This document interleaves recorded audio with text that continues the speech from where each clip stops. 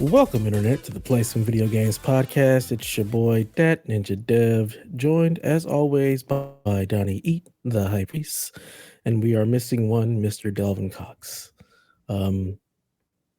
He's outraged right now, as a lot of us are, as I am, and he just knew he was not going to be good company, and this was not going to be a good place for him right now, which I totally understand. I almost didn't want to record either, to be perfectly honest. This shit just hits different. So, but I'm here, Right. and we're gonna do a show. You can go. Nah, I'm here. We're gonna do this thing because ultimately, we got to keep moving forward, right? The show goes on. Yeah. Show goes on. The podcast goes on. We're going to go to work tomorrow.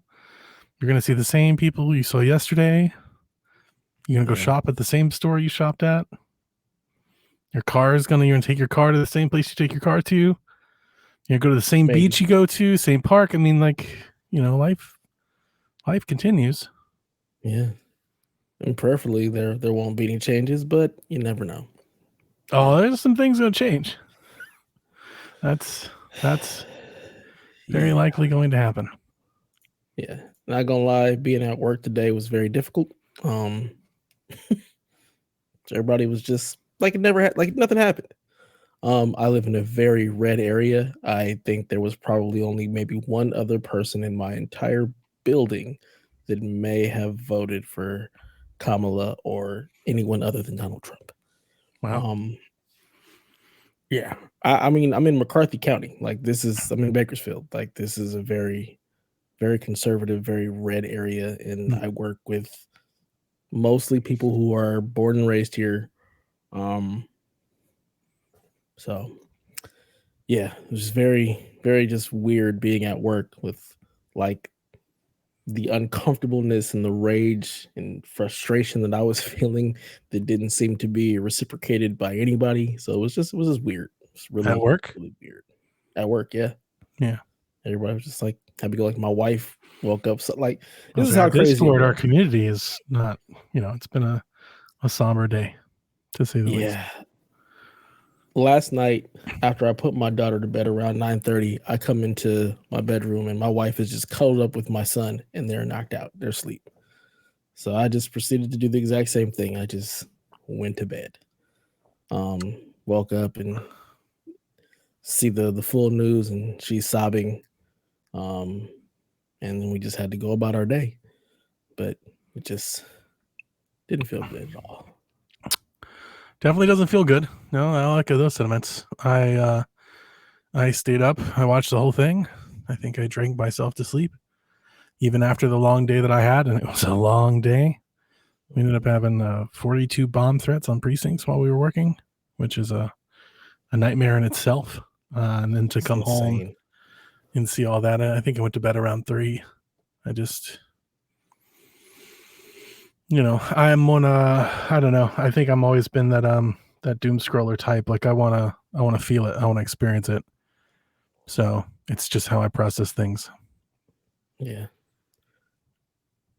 I feel like my life is just doom scrolling. Like it's just it's just like, will the fight ever end? Will I ever feel like there's not something just like it's fucking hell? Yeah, no. It was that won't happen. I mean, I know it's you'd like to be able to sit back and take a breath and reprieve, but I mean, many leaders before us, people that have fought for freedoms in this country or for this country, have said it over and over and over again. The fight doesn't stop when you move the goalpost or you gain an inch. It's an endless fight because there's always those out there looking to take it away. So no, the fight will never end. It won't end for our kids or their kids. It won't. That's not a thing. I mean, you just look around the rest of the world. Yeah.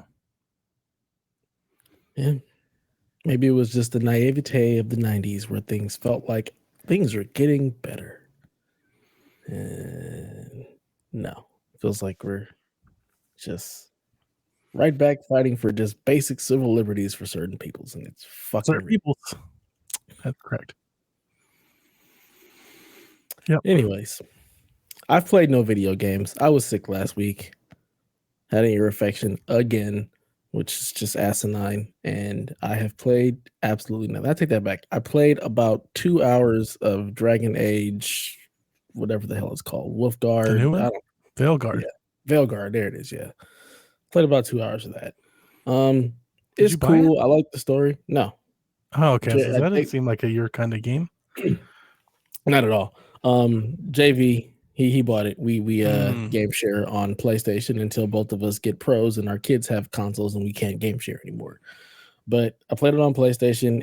I don't like the combat. The combat feels very clunky and not smooth, and that's probably because I've been playing games on PC where it's smooth as butter. So it feels very clunky. The story is fun. It actually feels like Dungeons and Dragons, the movie. Like it just feels silly. Like to be perfectly honest, it just feels like a silly little fun time. Oh man, I was getting all these people telling me that Josh is like Donnie. It's like Fable. I wouldn't know. That's kind of interesting. I know, but like when I think Fable, I definitely don't think Dungeons and Dragons. Like, like I'm like, oh, that's not what I want to. I don't want to do that. Have you? I'm guessing you haven't seen the movie Dungeons and Dragons. No. It's funny. It's like more comedy. It's okay. So when I think of Fable, I think silliness. Like I think Fable is a little silly. It's a fun romp. And that's what this game feels like to me. Like Dungeons and Dragons is not like super fantasy. It's like fucking goofy. That's what I think of when I hear people say Dungeons and Dragons. I think super like, intricate lore weaving. Like very not. Like hard to understand, like lots of stuff. So yeah, if you're thinking of actually the core D&D game, absolutely. Yeah. But Dungeons and Dragons, the movie, the one that like recently came out a couple of years ago. Like, oh, I don't want to do all that. No, this feels way more just like silly good time. Like the characters are kind of, I mean, depending on how you play them, they can be goofy. I'm playing as the sarcastic, like charming rogue, so everything I say is just asinine. But it's cool. I'm having a good time with it, but I'll probably just stop playing on PS5 and get it on PC if I feel like continuing to play it, because it just feels kind of clunky on PS5 to me. But other than that, I've been continuing to play through Tomb Raider. I'm on Tomb Raider 2. And I still absolutely love that game. But other than that, I got nothing going on. Yeah, it feels stupid to talk about video games today, doesn't it? I had that feeling too, but I don't want to cancel the show. I don't think I'd ever do that. Plus another, you get attached, or I don't know. I get attached to like the regular podcast that I listen to. So much so, in fact, that like when they shuffle or something, new hosts come in, like they have a hard time keeping me around. Right? Like an example, like the F1 race last weekend was incredible. Like the race of the year, honestly, probably will go down as one of the most historic races F1 has ever had. And the main F1 podcast I listen to, because I listen to several, the one that I listen to like every week, I wait for the episode to drop. 2 of their hosts just didn't come. So it's just one guy and I was like, this sucks.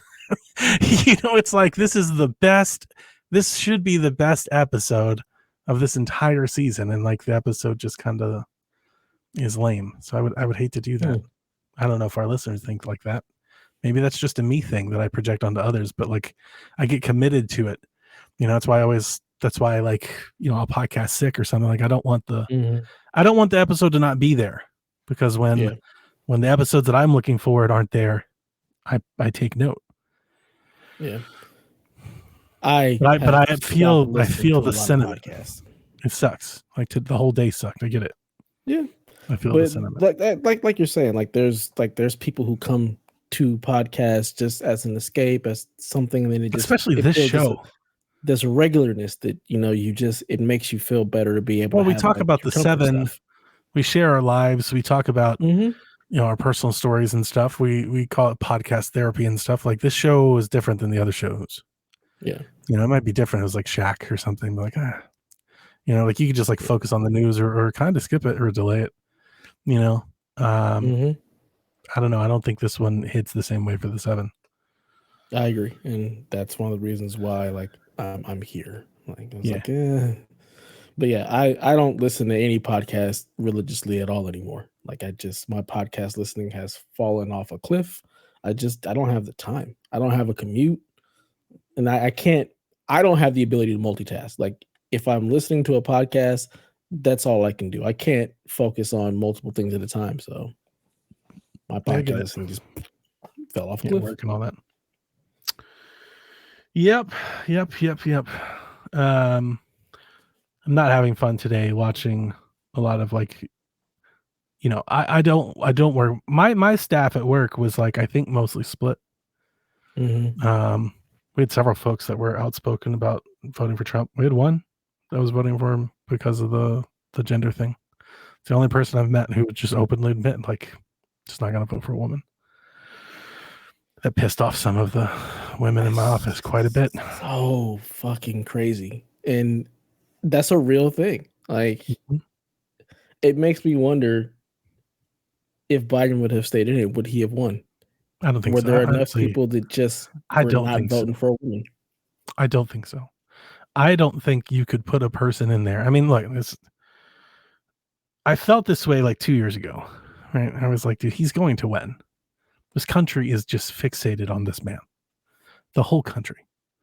His followers, his detractors, his haters, like he is the main character.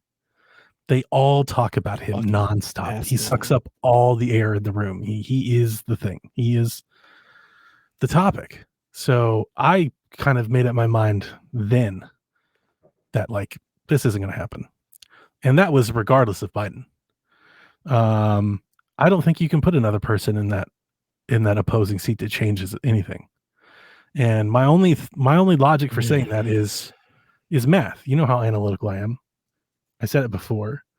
Biden barely beat him. Barely. Yeah. I mean, literally by the skin, like the teeniest of hairs. He barely beat him. And that was with like record support and record turnout, like so much enthusiasm. I don't think there's anybody that you put in that chair that could capture that, let alone overcome what Trump did last night. He ran better against all demographics. Every demo he did better in than he did last time. Every demo. His least favorable demo, his most favorable demo, he did 3 to 7% better across every one of them. He did better in like almost every county. Even in deep blue states, he was 10% better in New York City, 15% better in Boston. Like, there's nobody that could have overcame that. Like, that's why in our chats that we've talked about privately, it's in World on Fire and stuff. And honestly, last night I was kind of calling it pretty early on. Like, I felt bad. Like our community, I don't think they definitely don't want to hear it. But I was like, guys, this is not good. Like he's polling way above average. Like, that's why I think fundamentally last night was just like a big shift towards the right as a country. And that's literally across all demos. Like, Democratic areas moved a little more to the right. Deep red areas, like where you live and work, where I live. I don't work in a deep red area, but I live in a deep red area. Like, the whole thing just shifted further to the right. Like, it was, and it'll take some time to fully understand all the reasons why. Like, we think we understand them. I don't think it comes down to the people that we were offered on the ballot. I think it's I don't know, a culture thing, a politics, like, I don't know how you want to say it. It's like an identity thing as a country. Like, our identity, our values as a country shifted last night. And we don't support the, like, you and I mean, we openly admit it. Like, I voted for Harris. We don't support those, but as a country, our country does. And I think that's why it hurts. Like, I don't particularly I'm not proud to say I live in a country that elected a person who led a riot on the Capitol. Of this place at all. I am right. Deeply loathsome of America and everything that it stands for at this point. Like I said, January 6th was the end all for me. Like, that was it. I made my mind then. Like this can't, like, I honestly think had anybody else in our history done that, they may have been hung for treason, if not convicted and thrown in jail. Like if you'd done this before 1900, that would not have flown. like they would have ended that real quick. If you had done that like on Washington or Adams or Jefferson's watch, absolutely not. Right? That wouldn't have happened. You think post civil rights, maybe like post 1960s, absolutely would have went to jail. At the very least, absolutely would have went to jail. But for some odd reason, he did it. Can't be enough of a criminal to be a criminal. He can't be racist enough to be a racist. Like he literally just seems to get away with everything. Fucking Teflon Don. He is the main character. Absolute bullshit, and I cannot stand it. And his influence, unless he royally screws it up, his influence will control that party, or a new party, or whatever you want to call it. He'll control it for decades. It'll be like Reagan. Fucking ridiculous. JD will run saying that he was, mentored and came up in the shadow, and he'll do all the things that Trump says for him to do, and like, even if he wins or loses, then the next person will have to get, they'll all bend the knee. They'll all have to bend the knee because that's where he's a stat, unless he royally screws it up. I thought he did on January 6th. You would think so. I thought he did then. I was like, surely we can't. And like, even half of the Republicans at the time, they all said it. The Republicans that are cheering for him now, Ted Cruz said it. McCarthy said it. They all said it. They all said, like, we can't. McConnell. Power that they. But the influence of them losing their jobs in face of standing up for what I thought was right was too much. So that's just the way that it is. And we got to make the best of it. It's easy to doom scroll and prognosticate and say everything is it's not going to be. We've already lived through 4 years of this, right? So hopefully we don't get another global pandemic in those 4 years' time. But like, before the pandemic, we made it through a few years, and there were some events that happened that we weren't proud of. But like, those events also happened before he was elected. Like, the country's still a country. I'm not saying it's going to be great, because I don't think it is. But I also don't think we're all going to be like rounded up and put out to pasture or anything like that either. I think for the most part, we'll work and pay our bills and stuff, and barring a economic collapse or something, we'll have to just grit and bear it. We'll see. But my fuck out of here. My biggest fear, again, is that shift to the right lingers. I don't see last night as a 4-year thing. That's not a thing that's going to stop. I don't know what it is, but I think the conservatism values of the MAGA establishment of the party, right? The anti-woke, the anti-DEI, the anti, like, this pushback on political correctness. I feel like that's like the identity, like that's the culture, like that's what they want to be. And I think that's like what we're not going. That's not going away. Anti-American, like, and that's like, bring us your tired, bring us your hungry, bring us your poor. Yeah, that's not American. That is Trump. Take the statues down. Welcome to fucking Trump country. I want the fuck out. Like oh my God, this is not okay. I've not okay at all. My mechanics, my neighbors, they're all having a field day, like on Facebook, like the dunking on the libs. They beat us. I know several folks I feel like are posting things like directly at me or for me to see them. And hey, to each their own, to the winner goes the spoils. My only thing that I'd like to say is I hope that he's held accountable for the things that he promised, because he was the president once, and he didn't fix immigration, and he didn't build a wall, and he didn't do a lot of things. All he did was cut taxes for the rich. That's literally all he fucking did. Yeah. And people believe that economic time to be some great thing. So I hope the things that he promised to do and wants to do, I hope that they get done. I hope people wake up and like actually pay attention and read and see what happens, instead of just. That's not going to happen. I mean, I've let go of that.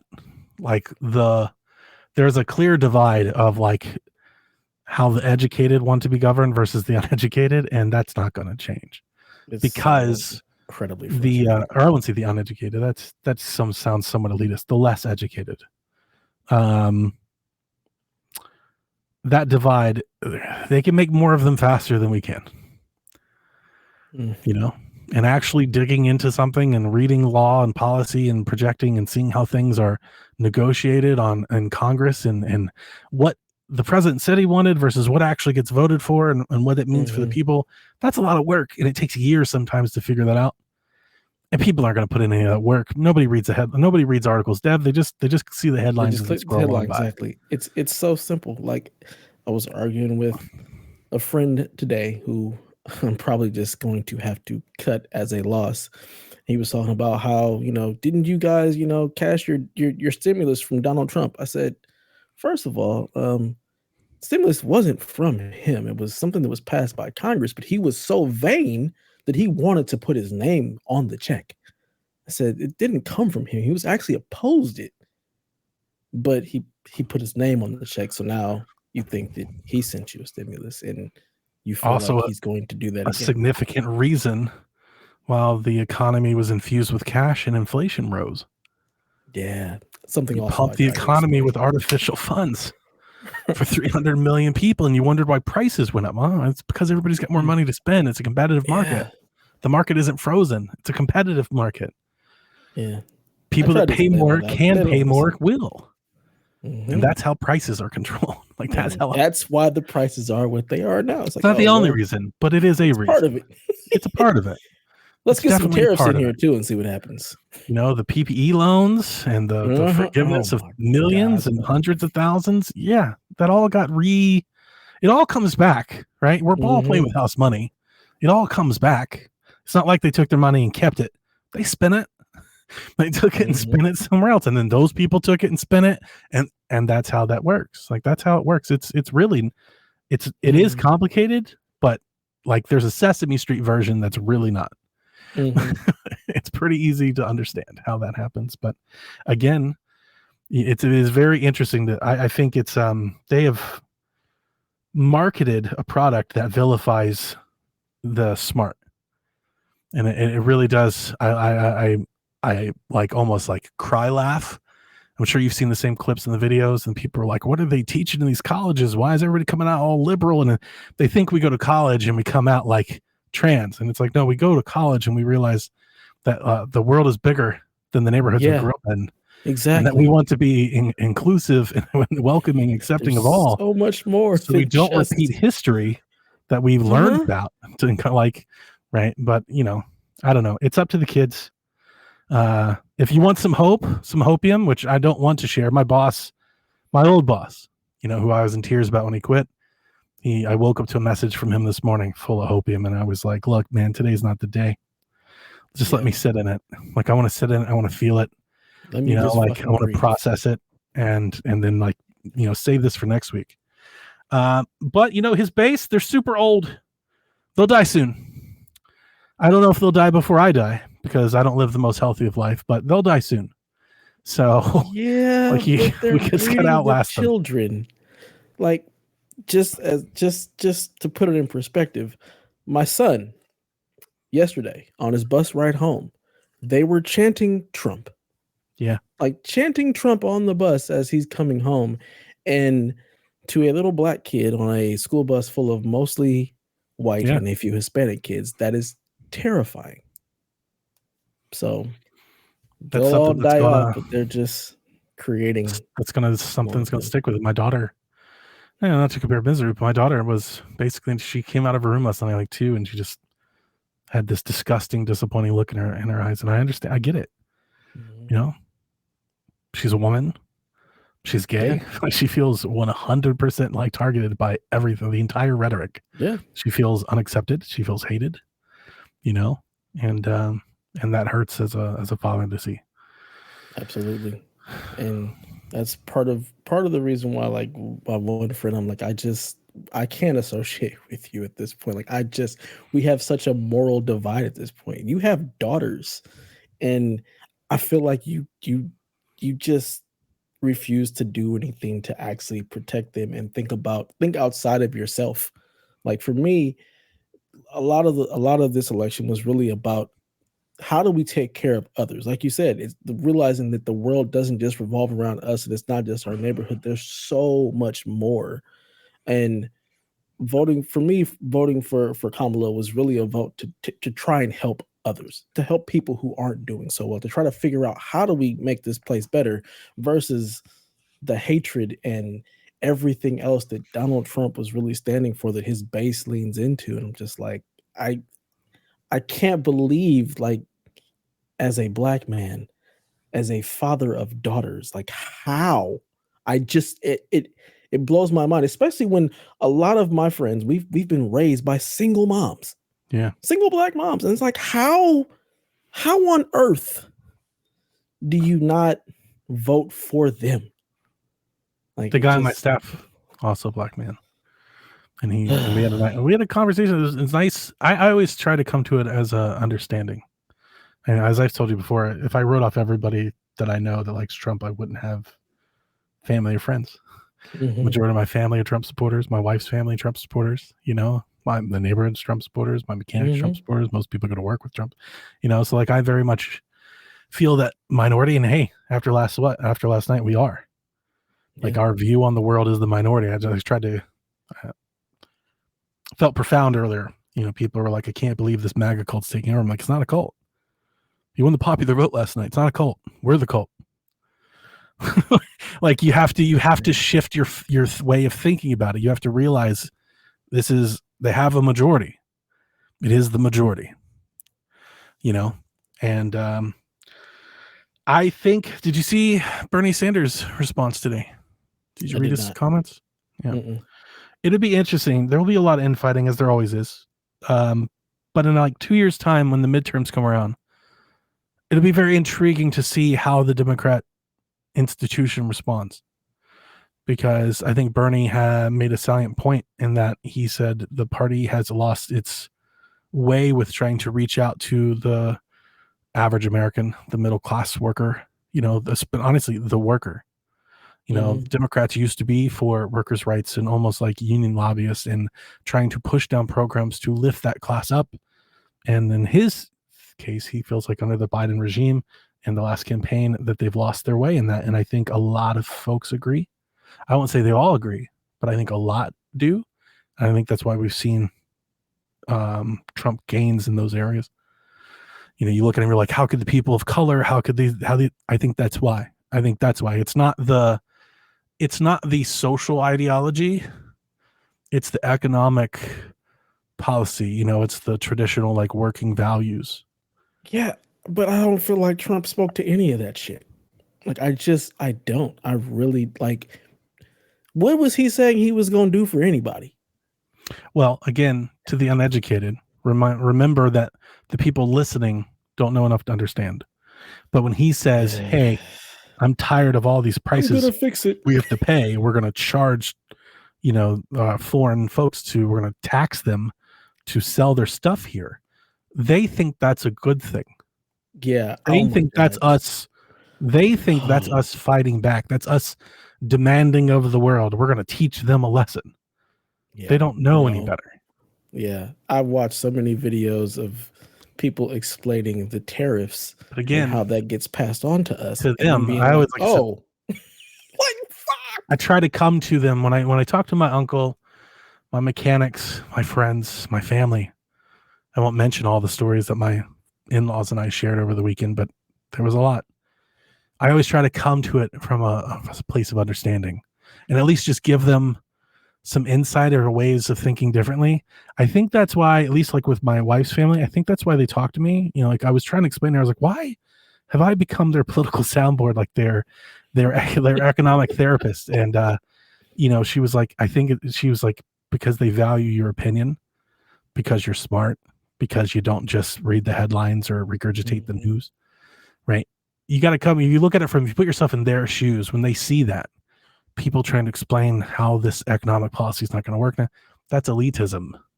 That's not getting on board, right? That's fake news. Oh my god. So you almost have to, like, they almost have to learn the hard way. It's like you just some things you can't learn by being told. You know, like It just has to happen to you. It just has to happen. You don't Hey, don't realize touch that. It's hot. it's hot until you touch it. Exactly. It's gonna, you're gonna touch it. They about to fuck around and find out. So, I mean, I don't want to lose all hope. I really don't. I look, I don't want him to do great, but like the example that I would use is my governor. I did not like, and I voted against him twice. He's done a good job. I would love nothing more than 4 years to go by and be like, you know what, it wasn't that bad. Maybe it won't be. You know, it's like that's the only hope we can have. Maybe it won't be. Maybe some of the things they'll do will be good. Personally, like I said, I voted on social things. Like January 6th was an end for me. Mm-hmm. I also don't like the getting rid of the child tax credit and the things that he's done. Like that has directly impacted me. Like talk about voting for yourself and your family. That's his policy from 2017. That's why my taxes are higher now. And I think he's going to keep those in place. He's not going to let them expire like Biden was going to. Mm-hmm. So I'm not looking forward to that tax bill. I don't think people realize that. And I would count my school loans as gone. Any forgiveness or anything I was ever expecting, you can just count that goodbye. That shit's done. Mm-hmm. Yep.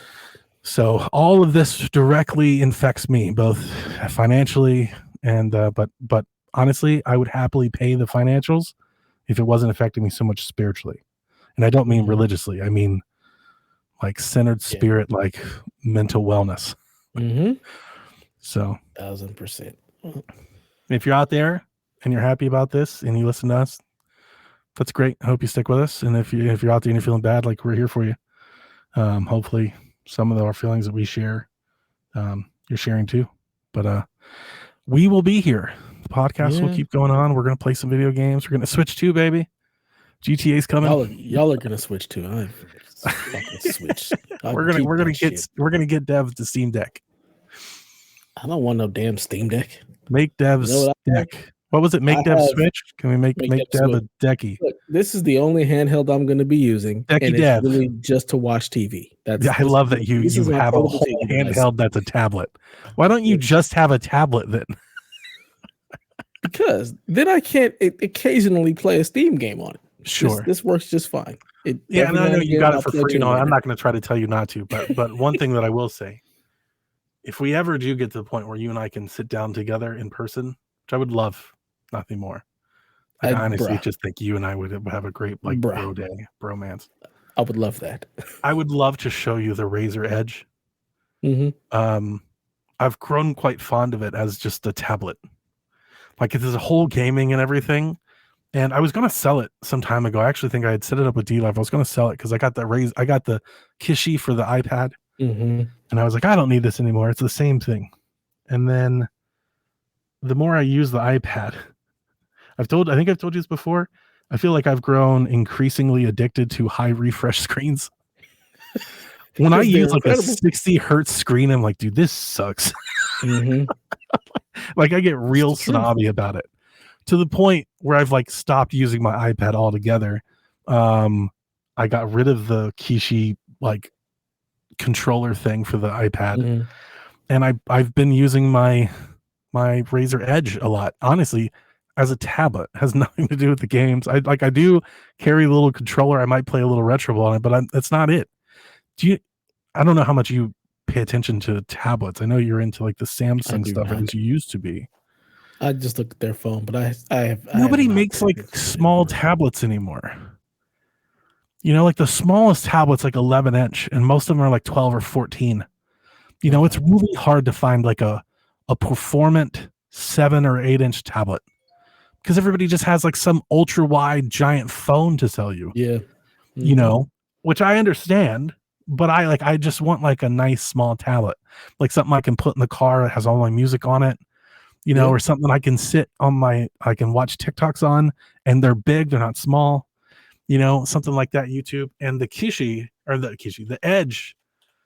If anybody out there is if you're hearing this and you're like, oh man, I would like something like that too, Donnie. I would only recommend it to you for this reason. They're cheap. You can get one for like $150 as like a tablet or a used model. I think brand new, you can easily get them at like $179 or $199. They have OLED screens and they're 144 hertz. Like they're great for streaming. Like they're really good tablets. You can't get anything like that for $200. Not even close. You know, Yeah. like there are gaming tablet. Like Lenovo makes a gaming tablet. It's not that small, but it is like kind of like that. Dude, it sells for like $800. Jesus.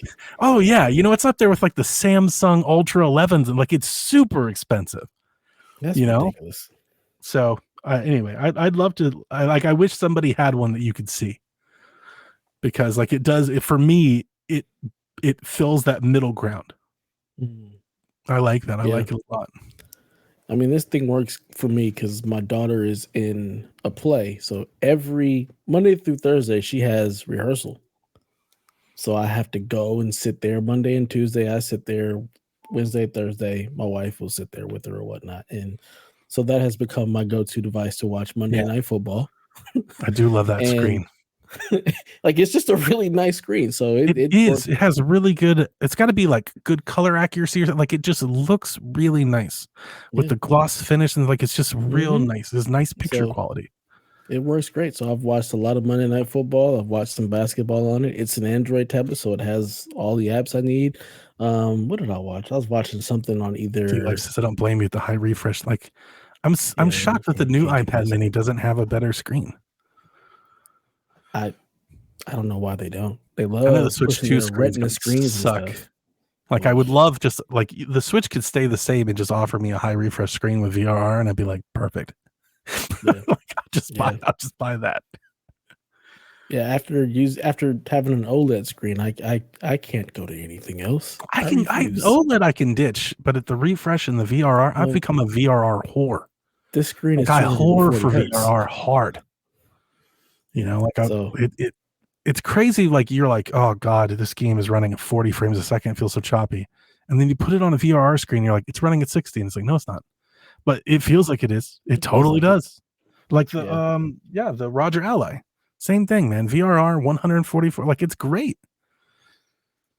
This is like my new tech snobbery is 144 hertz VRR.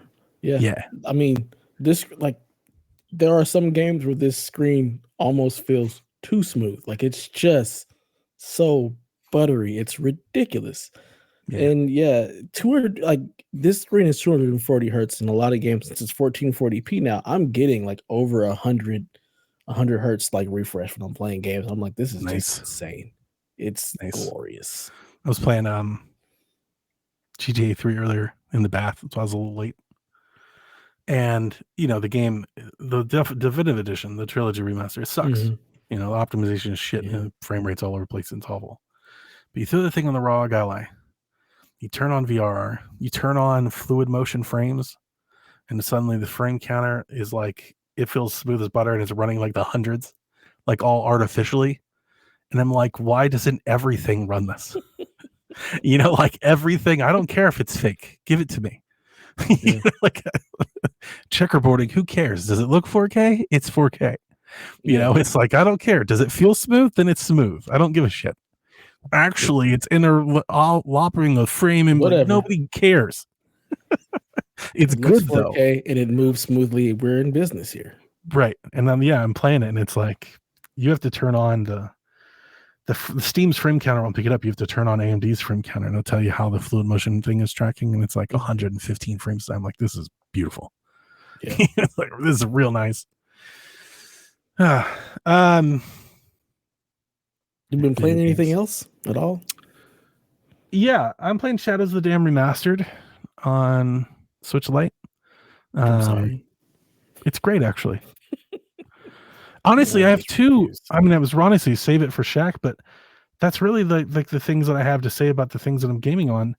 I have two Switch ports that I'm playing that honestly, when I bought them, I was like, this probably won't be great. Like Lollipop Chainsaw is not good on Switch at all. And I would implore you to buy it anywhere else because it's bad. Like if you're going to get Lollipop Chainsaw on Switch, like just wait to play it on Switch too. Like I did with, for another example, I can give you Sonic Generations. Is honestly, when the game is slow, looks really good on Switch. Like the image quality is really way better than a lot of ports. It's not like blurry and muddy like so many. Like it looks great. But then you start running and it's not choppy, but it's like it feels like it's like slow. Like something's not right. It's like it's not running at like it's not smooth. So it's not like all over the place. Like So it feels like it's running at like 24 frames a second. You know, it feels pacing cinematic. You know, it doesn't feel like a video game. Like, you know, so like with that game, I've just written it off. Like I'll play Switch 2, like Sonic Generations on Switch 2. But Shadows of the Dam Remastered is great. It feels like I'm playing the game as it was on 360, and it feels very smooth. Have you ever played it? No. There's a Suda game that he made with. I remember it. Okay, it's like he made it with Shinji I just never Mikami. played it. Yeah. So it plays like it's like Resident Evil. Honestly, it's like Resident Evil. I want to say like meets Gears of War. It's it's an over the shoulder like corridor shooter where you have like little arena battles and you go through corridors shooting things.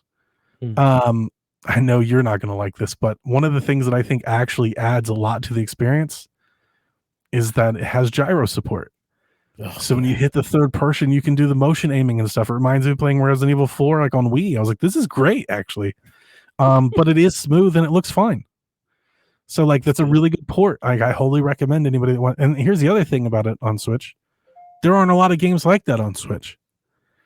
So if you're looking for a shooter or something like that, like this is a really good option because you don't have a whole lot of options to choose from. The other game that I'm playing, as I lose my train of thought and I want to get something to drink. I want to get something to drink. Sometimes you get something to drink.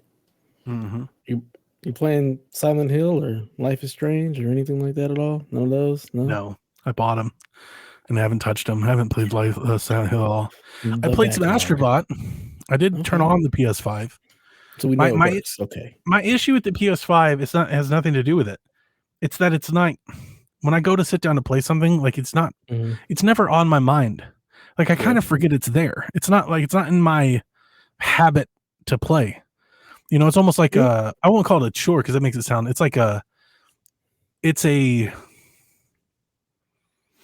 very specific practice. Like I have to want to play it to like remember to like go. I'm like, oh yeah, you know, like sometimes I just turn on the Switch and I'm like, what's on here? I want to play something. Yeah. Like I never have that with the PlayStation, you know, because it's not in the rotation like that. Yeah. But Astro, I wanted to get back to. Kind of before I start Silent Hill, I'd like to like finish Astrobot. So I played a few levels of Astro, and then, you know, it continues to be amazing. The other game that I started today, which is this is a really good game to have started today. I didn't buy it today. I bought it last week. It just showed up today. And that's No Man's Sky, which I'm playing on Switch. Oh God. Because it was on sale for like $16. And I was like, okay. Free to play everywhere yet? Jeez. I don't know. I think it's on Game Pass. This might be a Delvin moment for me. I think I can play it on Game Pass. But again, if given the option, I generally want to play things on Switch if I can. Come full circle there. Here's the thing. I was 100% positive that No Man's Sky would suck on Switch.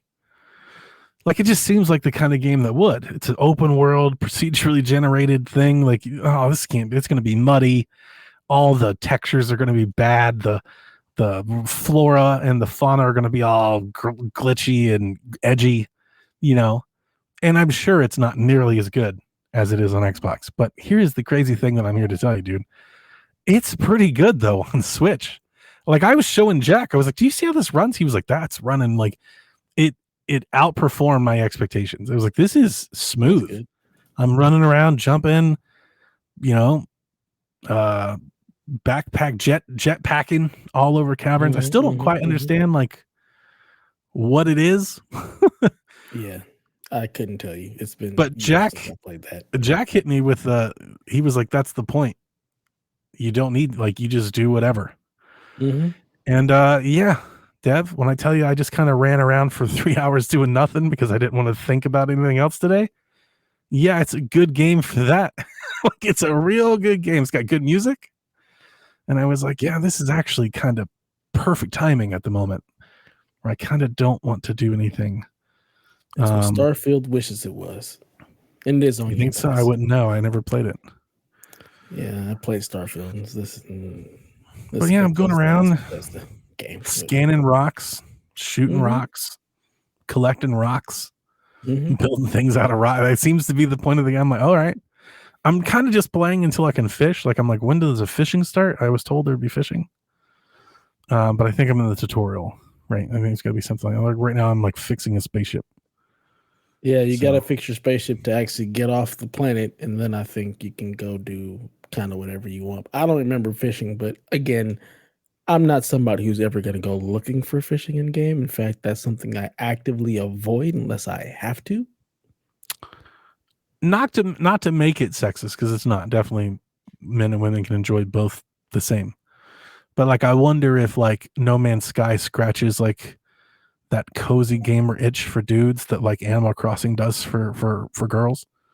Maybe. You know, like, because I kind of lost myself. Like, I looked up, I was like, I did not just walk around this bitch for like an hour and a half, like doing nothing really. Like, what'd you do? Like, I don't fucking know. Like, I scanned some O2 and I found some salt. Apparently, I have no fucking idea what I did, but you know, I was walking around kind of digging it. You know, like not turning the brain off. I can't do that. My cozy gaming is I need a bow and arrow and somebody's getting shot in the head. Like, that's my cozy gaming is Tomb Raider. Well, that's not really cozy. That's just it is like for me. Comfort food. I think there's a difference. Cozy for me. I think cozy is like something that's really repetitive. You know, like farming sims are cozy, fishing games are cozy. Like something where like they're like progression isn't really measured. Like it is you just whatever you want to do. Headshots are cozy for me. But you'll eventually run out of them and have to progress to the next objective. There's always a stream of enemies coming. Like there's spawn always points enemies to come. Yeah, like, enemy boxes. There's always heads to click. Always. I also played Assassin's Creed 2 this week. Wow, that's a throwback. Yeah, like that's a throwback. I was telling myself, I was like, I think I posted on Threads. I was like me complaining about I have no time to play all of the new games that I've bought, but also me spending an hour and a half playing Assassin's Creed 2 for some reason. Like, I don't know what it is. It's definitely not. This predated last night, so it's not like a current thing because of the way we're feeling today. But for like the last 2-3 weeks, man, I've got Call of Duty. I love Call of Duty. It's right there. I didn't pay a dime for it, but like I don't want to play it. Yeah. Like right now, I don't like. I'm not in the mood. You know, like, and then like, and I've had Silent Hill a month, and I don't want to play. Like, it's not what I'm wanting to play right now. Totally understand. You know, like I'm wanting to play comfort food. I'm wanting to play Assassin's Creed 2 and No Man's Sky apparently, and you know, Shadows of the Damned and like Gears 1 or 3 or something like that. I'm kind of, there's like a nostalgic something that's in me that's like, I just don't want to, like, I'm in the mood to watch a rerun. I don't want to watch a new show at the moment. Exactly. That's my wife in a nutshell. She's always looking for something that she already knows, so he doesn't have to worry about the anxiety of what's going to happen. I don't want to try hard or have to think. Like, I just want something familiar. Yeah. So like I played one mission of Call of Duty and I was like, that's great. And I'm like, one day I'm going to come back and play you, but it is not this day. Today is not that day. So D-Life says, do we know that Switch 2 won't have a high refresh screen? And that's hilarious. Who knows? Daniel, yes, we know. Like, are you fucking curious? They're going to give you a 30 hertz screen just so they can sell you an OLED with 60 hertz later. It's lucky. We'd be lucky if they didn't give us a TV with fucking hand sock puppets in it. You know, like an empty box. Come on, man, it's Nintendo. They're gonna give you Switch some. They're gonna give you just Labo. You have to make it yourself. Make your own screen. They're gonna give us like Apple's screens from like the iPhone 10 that they've had on the shelf since like 2013 or some shit. Like I legit think Nintendo just sends people around and they're like, yo, Samsung, like, what do you got in the back? Anything back there? 40 million something? Got something back there we can pick up? You ain't using it, right? You done? Let me just take something off your hands real quick. Yeah. Hey, GameStop, what do you do with all those old phones you take in on trade? You want to sell some screens? And Nintendo people will eat it up. We will. I will be there. 100%. Yeah, you will. I've been in. Hey, man, Assassin's Creed 2 on the Switch Lite's pretty nice. I'm not gonna lie to you, it's pretty good. I was running around the city, getting all my eagle vision, setting all my vantage points. I was like, yeah, this is good. That's in the mood. That's the mood I'm in. I just want to climb some shit. I mean, look, I get it. That was me with Tomb Raider. I just was like, you know what? I want to fucking play Tomb Raider. So I played Tomb Raider 1, and now I'm playing Tomb Raider 2. And I kind of feel bad because it's like November, and soon we won't be here, and then we'll do our end of the year show. So it's like I feel compelled to do it, but like I don't really want to. Then don't. I don't think. No, that's where I think I am, and that's the part that scares me because I think of all the years I've done this, I think I finally am like, I'm not going to do it though. I'm here for that. Fuck it. It's like my favorite games of the year this year will probably just miss some games that I just didn't play. So you know what? And that's okay. I'll let you know about them when we come back. Like in January, maybe. I don't know. Game of the year of 2025, Call of Duty Black Ops 6. Black Ops 6. It'd be us. It'd be me in March. I'd be like, guys, this Call of Duty game's really good. Like, no shit, Donnie. It'll be me the following June. Like, holy shit, guys, Black Ops 6. It's really good. I feel bad. It was such a big deal. We podcasted about it for like a year. Xbox, Call of Duty, Gamepad, like the whole thing. Here it is. And it's like, Whatever. It's very, very Larry David. I don't think I will. Yeah. I don't know. All right. You ready to get into our news, Donnie? Yeah, I guess so. Actually, you know what? Fuck it. Let's do a bumper. Let's go. This day has sucked enough. Let's see here. What do we got here? What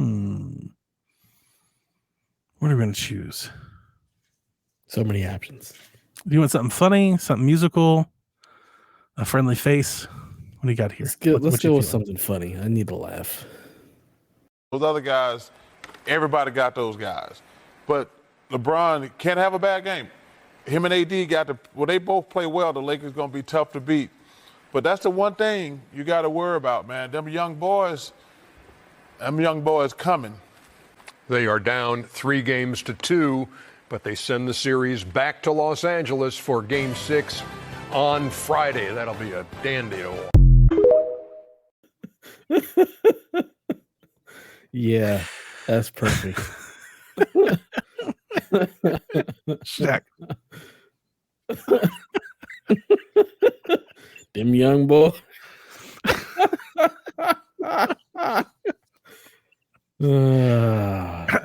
Basketball season. Yay. I heard Anthony Davis got hurt. Is that real? I mean, it wouldn't shock me. I don't know. I haven't paid any attention to basketball, but it wouldn't shock me. Are you one of those folks that don't pay attention to like Christmas? I pay attention when I pay attention, and it could be Christmas, it could be New Year's, it could be March.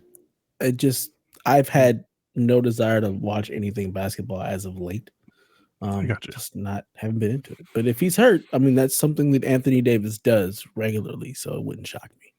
I just scrolled by it like a gift, but I didn't really look into it. I've watched the Lakers play 3 times already. That's more times than I've watched them.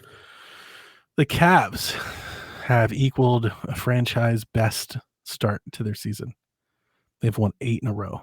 They beat the Bucks on back-to-backs. Aren't they like one of 2 teams that actually have winning records in the East at this point? That might be true. Yeah. And yes, AD has injured his foot. I saw him, like, I scrolled by and I had a picture of him on the ground holding his foot, and I was like, that's not good. Yeah. He was playing well too. Oh shit, Rui's out too. My son, when we watched the first game against the Cavs, my son was like, Rui's good because he was getting it. And then I looked at his box score, like his last 3 games. I was like, no, there's Rui. I just sent it to Jack. I was like, no, he's not good. We know. I was like, no, he's not good. Don't say that. He's not good. He's not bad, but he's not good. He's Torian Prince. He's Rui. He is what he is. Yeah. You could do worse, but my son was like, we need to get Rui Hachimura. Trash. I didn't tell you this because we did talk about the Lakers-Cavs game. He's always trying to trade. He's always trying to get rid of players for the Cavs. Like what? He's always trying to wheel and deal, get rid of players. Yes. Oh yeah. Well, he's been killing Garland for a year and a half, and Garland lit it up the other night, and now he's back on. I'm like, now you're back. Garland put like 40 on Dame. The Bucks suck. All right, let's just call it a day. Doc, they should have just kept the coach they had last. What did Doc do? He didn't do anything, and now they are. He really did it. Like nothing happened. They're 1-6. They're old, and their bench is bad. They're old. Their bench is bad, and they're hurt. They need Middleton is still hurt. There's lots of buzz, lots of rumors. I don't know if I think it's media made up at this point, but like Giannis isn't actually like shutting it down either. There's lots of buzz for Giannis. About him being traded? Yeah. Trade? Doesn't that just sound like the Miami thing? Like that's just like, that's the guy. They're going to get rid of Butler and like 7 other people, and they're going to build a whole new damn era out of Giannis in Miami. I wouldn't. I don't like Giannis. Like he's not a player I want to build around because he doesn't really build with other players. He just builds with his family. Like you ain't part of Heat culture. You ain't about that. Ooh, that's an interesting slant. See, we don't have Delvin here. I actually would love to hear Delvin's thought on it. Like, because Miami they've fallen like they might as well just be the worst team in the league for Miami fans because like they're like middle of the way. So Miami fans probably just hate it. Yeah, like they just hate it. So I wonder, are they far enough removed from being a contender that they're desperate for like a star that they're like, or are there people like you that are like, nah, Giannis isn't Heat culture guy. Like he wouldn't fit us. He's not. And the reality is the East is trash right now. So you can be 3-3 and still be okay because the only other 2 teams with positive records are your undefeated Cavs and the Celtics at 7-2. Miami next at 3-3, and the Pacers are 4-4. I don't think the East is trash. I think it's early, but it's early. Here's the why. Here's why. The Magic lost Paolo. He put up a 50 piece. They're real good. When he comes back, they're real good. I also think the Pacers are real good. The Knicks are formidable. You don't want to play them in the playoffs. Like they've got stars. They're formidable. But it's really the Cavs and the Celtics are really good.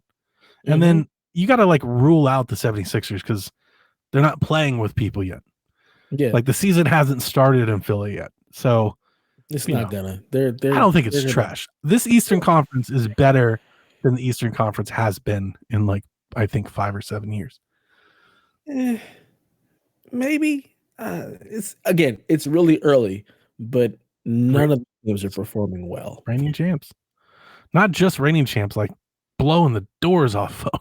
the Celtics just fucking mowing down through people, man.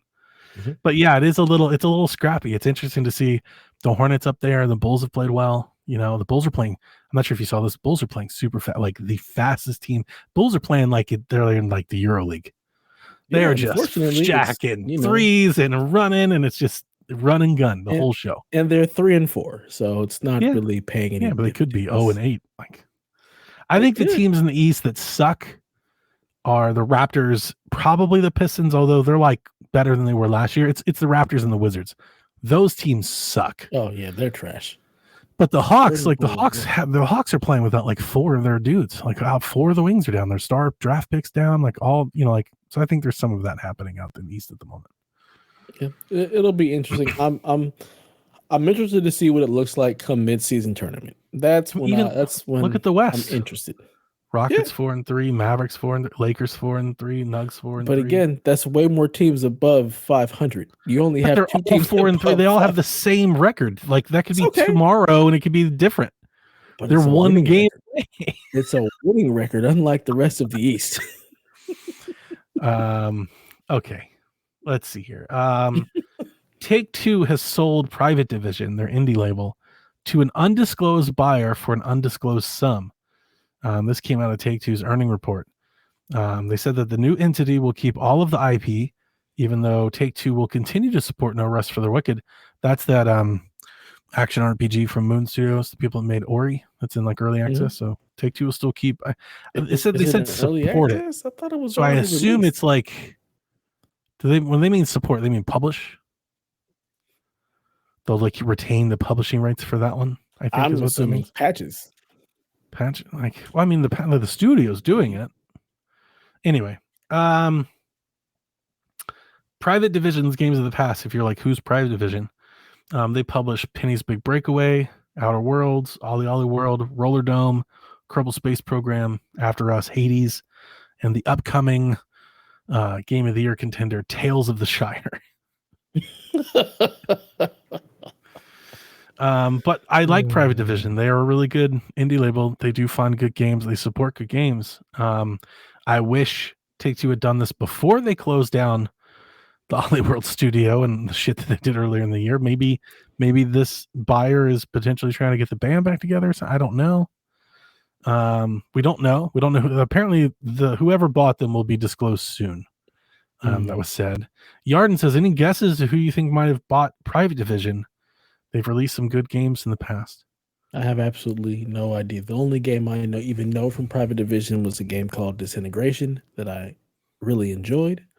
Nice. But I have no idea who would have purchased them. No clue.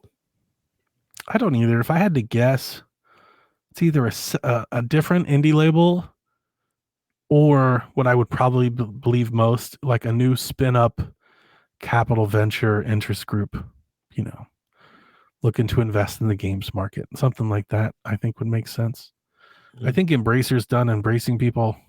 Yeah, I was going to say, is this an Embracer thing? But I don't think NetEase has a need for an indie label.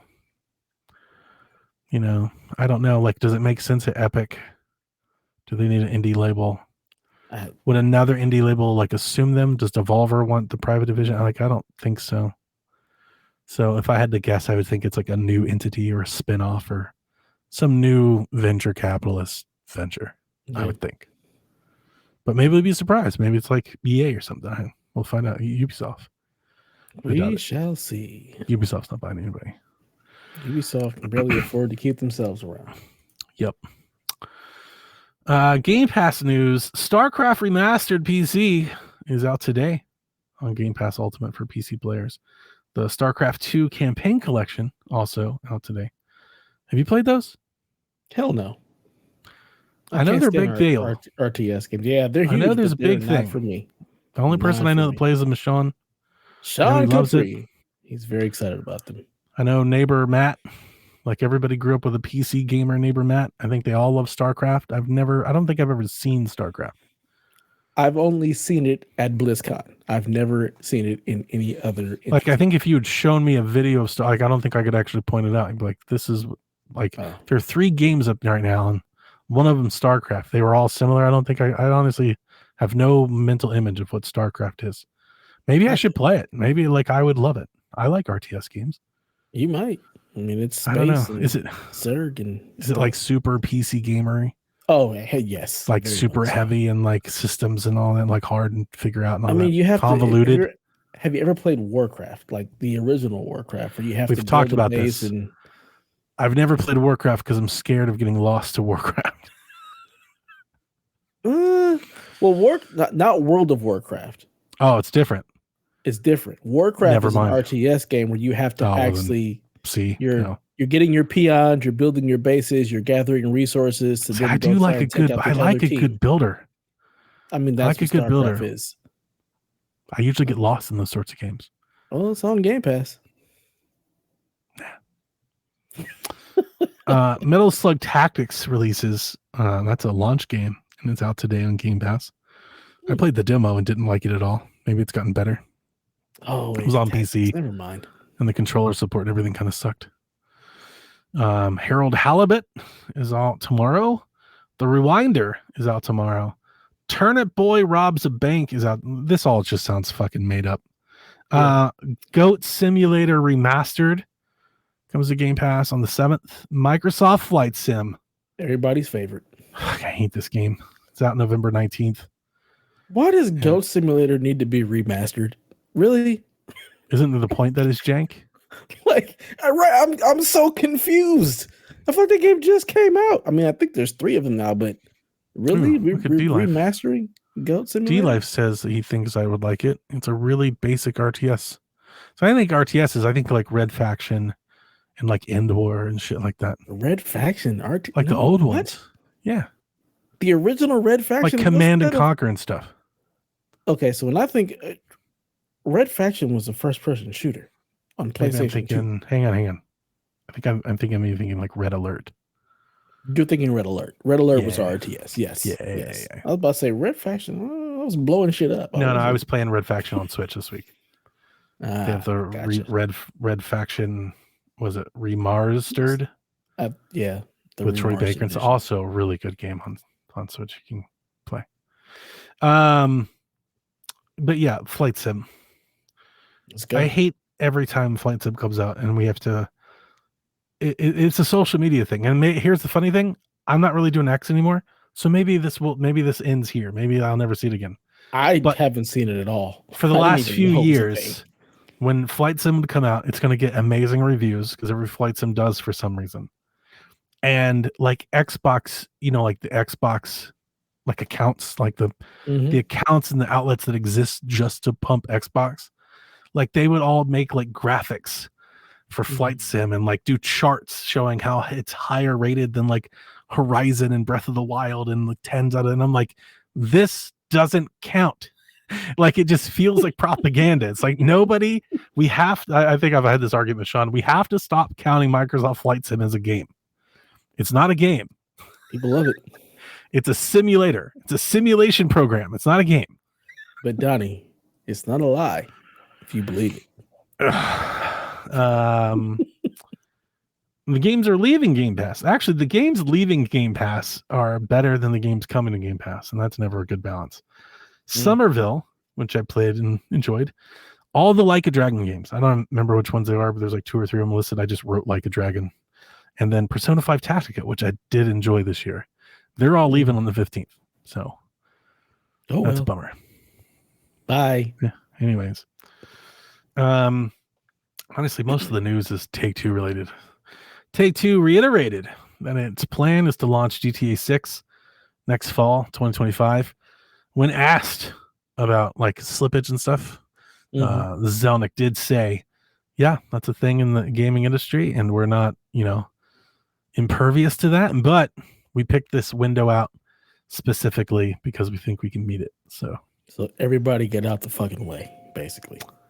Yeah, like we'll know soon. If it's not going to make it, we'll know soon, because they're not going to kick off that marketing campaign only to delay it. Once that marketing campaign, that money goes into, like, it's coming, whether it's good or not, it's launching.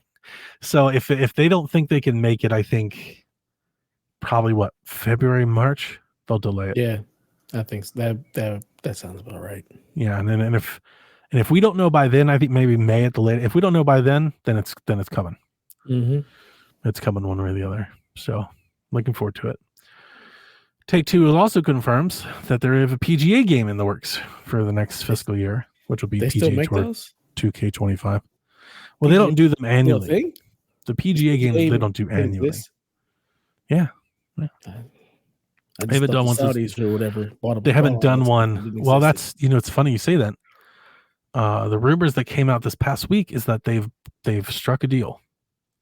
It's not been announced yet, but the rumor is that like the PGA Tour, the Live Golf guy, the guy that works for the Prince, has all the money. He's going to be named to the PGA Tour's board of directors.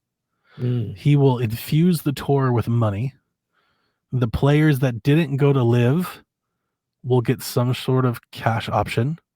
The players that did go to Live will be able to come play regular events. What I have yet to see is if the Live tour will stay or not. I don't know. If it doesn't stay, I think it might get replaced with some. The thing about Live, I know people don't care, but sports fans might. The thing about Live, the reason that they tried to do it, it's not so much they tried to create a rival tour.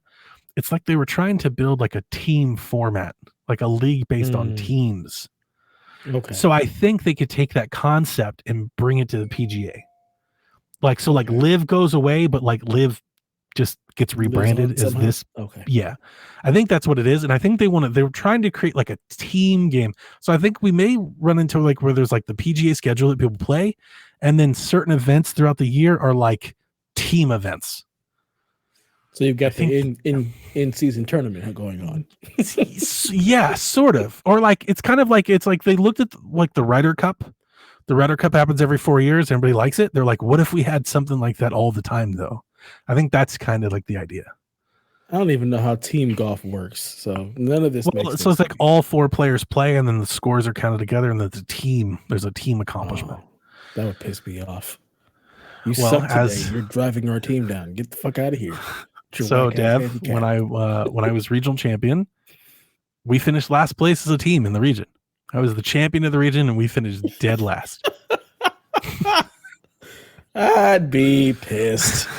Because my senior year, it's like group work. Why do I have to suffer because you suck? My senior year, 5 out of the other 6 spots on the team were freshmen.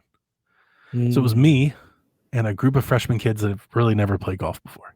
Damn. I was actually really proud. So you remember, I think I told him, you may not have. One of these kids recently reached out to me on Facebook out of the blue. Tell me about that. Mm-hmm. Yeah. When we started the year, they couldn't finish 9 holes in less than 60 strokes, and that's real bad. That's not good. And then on our last event of the year, regional finals, every one of them broke 50. I think the highest score in our group was like 48. Most of them broke 45. So I got a group of 60s down into the mid to low 40s. So I felt I was like, as a team, that was our best. I think that event we finished 3rd. It was like, we will win 4th place. Like we were all into trying to finish 3rd. Nice. Look here, Ray. We murdered some bugs together. I do multiplayer just fine. But if you suck, I'm going to shoot you. Hey, Sean's here. I didn't see anything. You apply for Canadian citizenship yet? Yeah, I'm going to come live in your house, Sean. Yeah, you could just drive north. How about this, Dev? I got something to float at you. Mm-hmm. If you live in Hawaii, do you really feel like you're a part of the U.S.? Do you think the people out there are like, yeah, like you don't? Hell like it's no. got to feel like a different country out there, right? Mm-hmm. So go live there.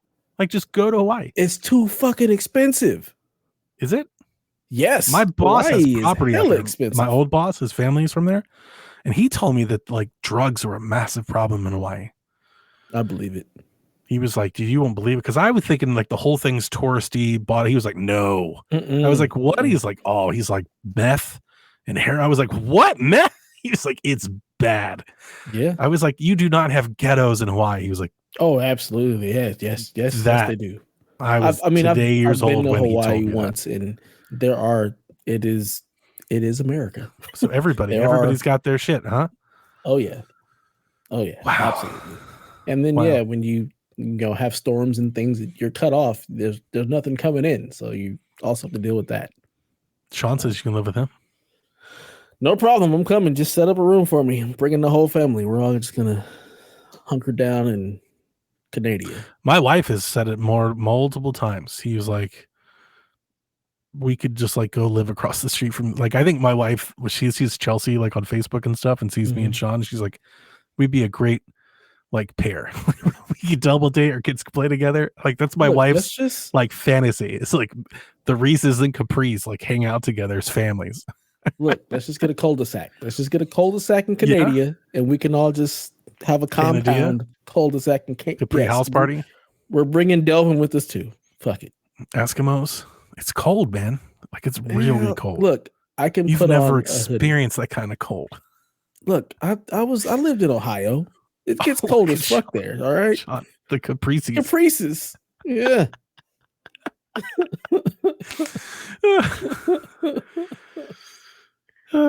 Raven, tell us you don't listen to the show without telling us you don't listen to the show. I know, right? Come on now. Come on. We coined Canada like 4 years ago. Not one of the. Look, see, it snowed this week. What? I told you. I keep telling my wife, I'm like, you're not ready for that kind of cold. I tried to tell her, I was like, you don't understand. He has to change tires. He has a whole extra set of wheels He has winter tire, like winter wheels. It's a common thing up there that like we do when we're like, we got to get out there and blow the driveway off. Sean's like, I got to get out there and jack up the car and change the tires. Just have a different vehicle for the winter. I feel like that would just be easier. A winter vehicle. A winter vehicle. You have a non-winter vehicle that you use 3 months out of the year. Because I mean, I have a vehicle that I can't drive in the summer, so it's not all that different. Yeah, there you go. See? Yeah. Oh my God, Sean, you have to change the tires today. I mean, it's November, so that feels okay. It feels except it's going to last until April. April. Oh yeah, like May or June. No, he's going to have full blown like 2 feet of snow in April. Like we'll have Easter. I know. So I'm saying Eskimos, man. Yeah, look. It might be better than what we're dealing with here. So fuck it. If I gotta freeze, but I'm freezing with my peoples, let's go. Freezing in freedom. Freezing for freedom. Freezing for freedom. Freezing for freedom.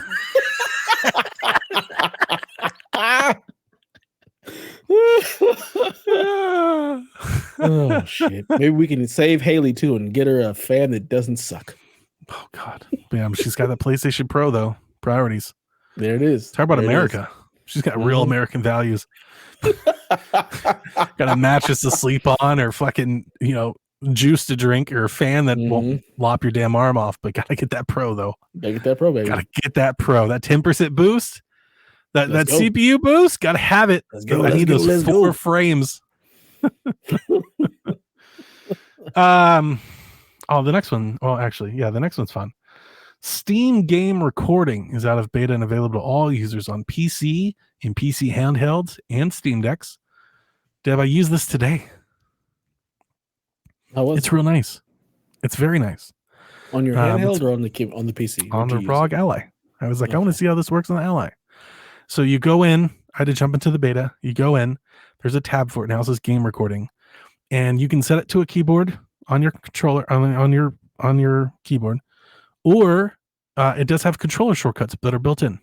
So the way this works is you go into it and you go, I want my game to record in the background, like automatically, and then you can set the time and the quality, which will determine how much space it uses on your hard drive. So I set mine to, I wanted to record 15 minutes all the time. It'll keep the last 15 minutes of my gameplay, and I put it at like medium settings. It's like 5 gigs, so it's not that much. And then I press the Xbox button and the down button, and it takes a clip just like Xbox or PlayStation, and records the last 15 seconds. And then here's the cool part that I really enjoyed. I went to share it. I was like, how does this work? Because I haven't been taking media captures on Steam. I've been using the Ally software. And I go to share it, and I close the game, and I go to share it, and it goes, do you want to share this video? And I was like, I do. And I go to collect the share, and I was expecting it to give me like log into Twitter or Facebook. I was like, maybe they have Discord or something. Didn't have any of that. They're like, you can copy it, you can save it to your hard drive, or they're like, send it to your phone. And I was like, that's interesting. I wonder how that works, because the Switch does this, where if you go to share something on the Switch, you can send it to your phone. And what happens when you do that is it pops up a QR code that you then scan with your phone, and then your phone opens a browser and you can download the media. It's clunky. It's not great. Steam goes, you want to send it to your phone? And I go, I do. And they go, you'll receive a message on your Steam app. So I pick up my phone, and my phone is already like, you have a video waiting for you. And I click and I just download. I was like, that is amazing. That's cool. It just did it automatic. I was like, that's great. The PlayStation app works the same way when you take screenshots. It does. So does the Xbox app. It does that cloud thing, except the cloud, you have to like sync with the server to download to your phone, which I guess this is the same way, but like it pings you a notification. It takes you right to it. It's very nice. Very nice. I was like, oh, this is very nice. Like when the Steam Deck gets an improvement, if it's that much better than that, maybe I reconsider. I like it. That's a real nice way to play. So Steam continues to be the platform that caters to gamers. Like these other people are getting their fucking lunch eaten because Steam's like, how do we give them tools and fun shit to do while they sit in Steam? This is why people are loyal to Steam. That's why they don't want to buy their game on Epic. That's why they don't give a shit if you give away free game. They want to buy the game on Steam. I want to understand it because I don't give a shit. Where's the game? Yeah. But people do. I'm double clicking the icon. I don't. But peeps do. Where it's at. Peeps do. So you I mean, Steam I people, got my Amazon free games. I take all the freebies you want to give me. Yeah. I won't buy stuff though. I haven't bought shit on Epic like ever. I think I've bought one game. It's like 100 games, about like one. I bought a couple of games on Epic because that's where PlayStation was putting most of their games first. But yeah, the reason people want the Ubisoft games and the PlayStation games, they want them in Steam because Steam, man, they do right by people. It's real nice. The problem I have is all that shit has to still be launched. Like it has to connect to all. Let me double click the game. I don't want to have to log. If Ubisoft got rid of the launcher for Rockstar, that's not a Steam's problem. If all these other people got rid of their launchers and just put the games on Steam, then that fixed the problem. Yeah, it just let me double click the game. I don't want to have to log in a bunch of shit. Just go. Sean, I want a copy of Dragon Age. That's awesome. No, it's not, because he still gets to carry on this bullshit not buying games nonsense. Well, no, we got him on Space Marine, the Royal Rumble. You had to do the one. Whatever. Yeah. He needs to buy more games. Buy more games, Sean. I actually live in that. I kind of feel like I'm in that Sean life. Like that's me right now. It's like I got all these games, but like I don't really want to play them. I want to play my old games. I don't know. I feel like I'm starting to I'm crossing a threshold into like old gamerdom. It's like I've been here for a while. I don't really want any of this new shit. Like I kind of want my old stuff back. Look at you buying N64. N64s and shit, man. Like new game. Like kind of don't want to do that. Kind of want to get off the ride. Kind of don't like any of this shit. Take your live service, multiple platform, fucking take that shit on somewhere. Yeah. I'll play NCAA 2006 and be just happy. Fucking need you. Will. I got Retro Bowl. This is true. This is very true. I just need about 4 games a year and I'm happy. I don't need a bunch of games. Give me 4 good ones and I'm good. Yeah, Yarden gets it. I'm so excited for Analog 3. I can't wait till it ships. We got to find out when it ships. Ugh. I don't want to hear a goddamn thing about N64. Oh, we're going to hear about it the whole time. It's going to happen. Look, there's a show for that. It's called... Oh, it's going to be on all the shows for like a month and a half. Oh, God. So Dev, I'm playing ROMs. When ROM this hacks. thing comes out, whoever wants to fill in this chair, feel free. I don't want to be here. Can I show you this? Look at this beautiful thing. How incredible is that? It's gold. I like gold. It's beautiful. It does nothing for me. I have no nostalgia for N64 anything at all. N64 is actually one of my most hated systems. Well, I'm happy you found me. I'm here to round out your life, make your life better. No. I'm gonna play GoldenEye, Mission Impossible, all my wrestling games. Dev, I'm playing Pokemon Gold on cartridge on my 64. I bought a cartridge for it. I'm buying brand new N64 games physically in 2024. Like 7 of them in the last month. I just don't understand. I bought Smash Remix. I bought a brand new Zelda game. Some fan-made ROM hack Zelda game. Yeah, no. Super fun. No. Sega admits that in addition to previous legacy games in development, like Shinobi and Crazy Taxi and Streets of Rage, that you can add Virtua Fighter to the list, as they have a Virtua Fighter game in active development. Do you want Virtua Fighter back? Hell no. I didn't want Virtua don't either. Fighter when it was a thing. I share nostalgia for Virtua. Like I think, like if they were to throw it on NSO or something, like I'd play it. Do I want a new Virtua Fighter? Like, no, unless it's like they have to make it really good, because the fighting game market is full of options for me to buy that I still haven't bought yet. I haven't bought Tekken. I haven't bought Street Fighter as a new Mortal Kombat.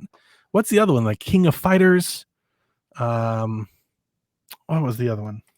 There's a lot of them. I don't play any. Samurai Showdown. Like, is Virtua Fighter going to be better than those? Maybe. Probably not. Probably not. Yeah, it wasn't better than those back then. I don't have any faith it'll be better than them now. So. Oh, you gotta get Win back. That's good stuff, Snarts. It can go back. Speaking of the Sega Classics, as of December 6th, Sega will be delisting all previously published Sega Classic games including the Sega Genesis or Sega Master System, Mega Drive, Sega Mega Drive compilation that came out in 2018. So if you don't have that and you want it, you better buy it soon. It's on PlayStation, Xbox, and Switch. But this is not related to just consoles.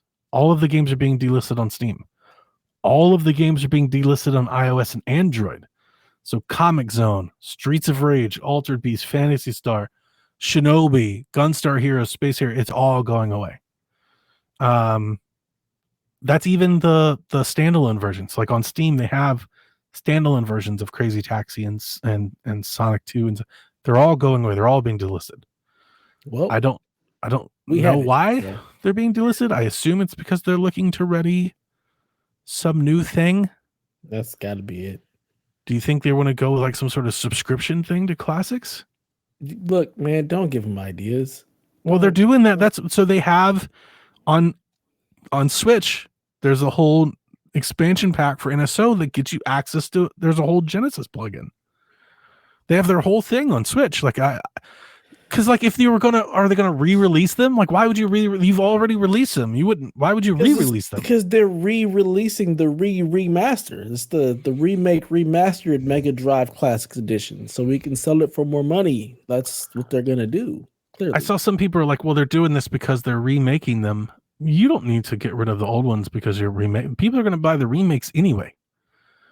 Like, I'm gonna buy the new Crazy Taxi and still have the old Crazy Taxi. Like, why get rid of the old one? The same reason they delisted like the Horizon game so that they could sell you the remastered version. Yeah, but you're not remastering Space Harrier. Who knows? They're not remastering Gunstar Heroes, man. That's not happening. They might.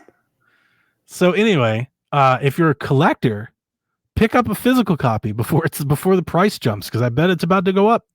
Once this news gets out, the price is going to go up. I think I still have my PS3 version of this. I know we have it on Steam because I have it. I have it on Switch digitally. Okay, I have it on Steam, so it's in our library, and I think I have a PS3 copy also. If I see a deal, I might throw it into the. I also have it on Steam. I think. I might throw it into my Xbox. Probably not. How many versions? Here's the funny thing. I own a bunch of these on iOS and Android most. I have like all the Streets of Rage. I have the Comic Zone games. I have the Sonic games because I wanted to support like premium games coming to mobile. So when they started releasing those things for like $3.99, I bought every one of them. I was like, yep, give me all of them. Of course, if we've bought them like Dev and I have, you can still just download. Like, they're not going to take them away from you. Yeah, they're not going nowhere. So you don't have to. If they are going to re-release them, you don't have to buy them again. You can just keep the ones you have. I thought about getting a Switch, like a physical copy. When I saw the news, I was like, maybe I should get a cartridge. It's like $30. That's too much. 30 games, $30. I'm spoiled by Steam. It needs to be like 5. It's a little high, right? Like, come on. Who do you think you are? That's crazy talk. I'm not doing that.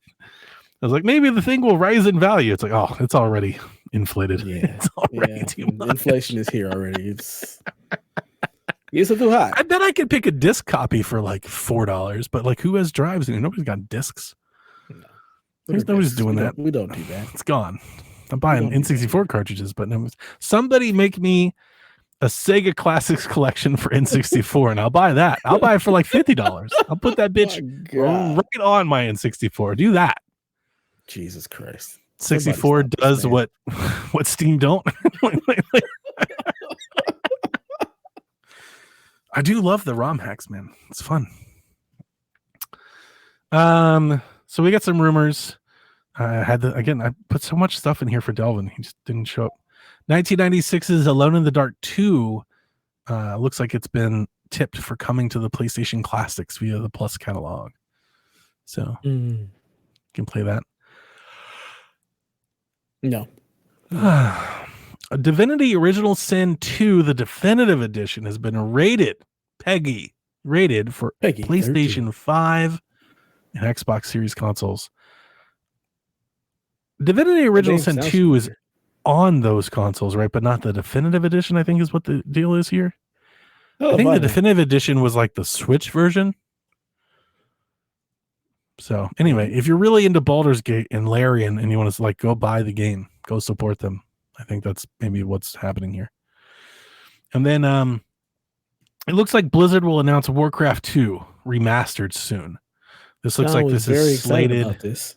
Was he? This looks like this is slated for a Warcraft stream, a 30th anniversary Warcraft stream for November 13th.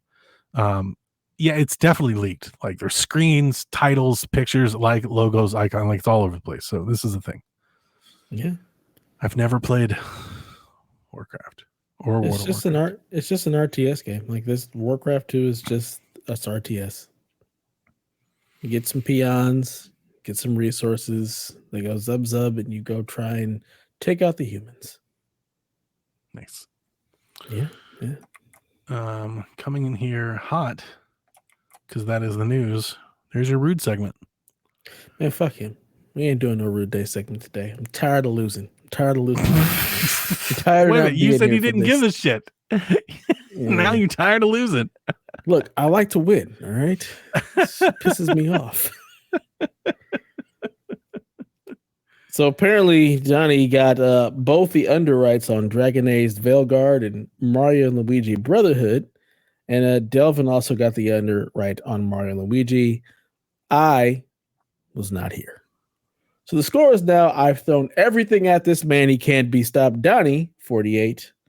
Delvin with a very, very giving 45. And me at 42. Bullshit. I think Delvin should just lose points for not being here tonight. I think he should lose at least 5. We tried doing that with you too, but the Rude wasn't having it. It's because, but I agree. I'm a lovable guy. So yeah, our over-unders for this week is 81.5 for Marvel Rivals. What's that? It's Marvel Overwatch, basically. I think that's a thing. Yeah, it's like a first-person shooter Overwatch. Is it a free-to-play game? Marvel characters. I think so. Ooh. I need more information because I don't know what this is. Yeah, it's who's making person. Let's see. Is it like a mobile game? No, this is like a big game. Yeah, it's a big game. Oh, this is from NetEase.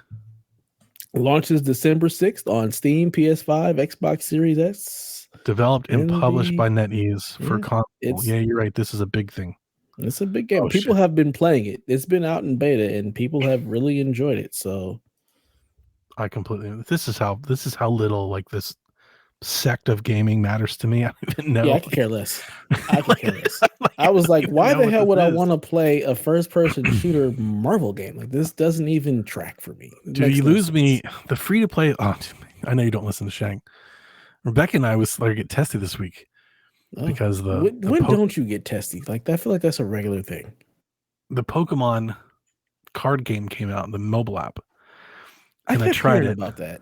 And I go to use it, and it's fucking just like you can open up one pack a day unless you get 10 gold bars, and then you can open up another pack unless you get like 10 incense, unless you pay us 40 E-bucks, and it's like there's like 7 currencies, and they all have timers. And I was like, I'm turning this shit off. So I get on the podcast and I'm like, oh, it's full of mobile gotcha shit. And Rebecca's like, actually, that's just false. You're just lying. And she goes on about how she played the game all month and didn't have to spend a dime, which wasn't my point at all. I was like, yeah, no, I understand that you can play it without spending money. Again, I feel old. Like more so this year, I think than ever. I feel out of touch with like where gaming is. Because when I see stuff like this, I hate it. And I feel like when I was getting into this, everybody did. Like I remember the internet lost their shit over horse armor. And now everybody's just like, oh, this is great. Yeah, you just buy packs every day. Oh, here's the other thing. That they have their own, there's a subscription for the mobile app. If you subscribe, you get to open up like more packs per day than non-subscribers. But somehow that's not pay to win. I don't understand. What's up? Hey, I love your shirt. Your shirt looks amazing. Yeah, it's a Sonic pajamas. Ask him who his favorite Sonic character is. Donnie wants to know who's your favorite Sonic character. Because I was a Tails guy. Metal Sonic. Metal Sonic. Oh, that's super and then cool. Infinite. Yeah. Good night, bud. Oh, now my daughter wants to come and join and say hi. It's even better shirt. That's a killer shirt. I like that shirt a lot. My children. I like why you throw your hands up like, oh, my kids, they love me. Like, of course. It's not the love, it's the disrespect. Like they know I'm recording. They're just gonna. Nobody gives a shit. It's a podcast. Listen, I know. Nobody fucking cares. Oh, okay, okay, guys. I love you too. Good night. Oh, he's about to take a bite of the fro. Oh shit! He's hitting the emote. Like, oh damn. Can you do what? Yeah, go ahead. Go get some cake. Get out of here. You nice candy. Let them have cake. Yes, you can have some grapes. Close my door. You say ribs? No, grapes. Close the door. Grapes. It was like ribs and cake. What the?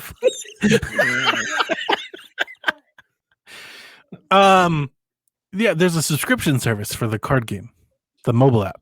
Like just for the mobile app, there's a subscription service. And if you subscribe, you get to open up more packs than other people. So I like when I see that stuff in any game, whether it be, I don't care if it's a mobile game or an actual, like I immediately turn off.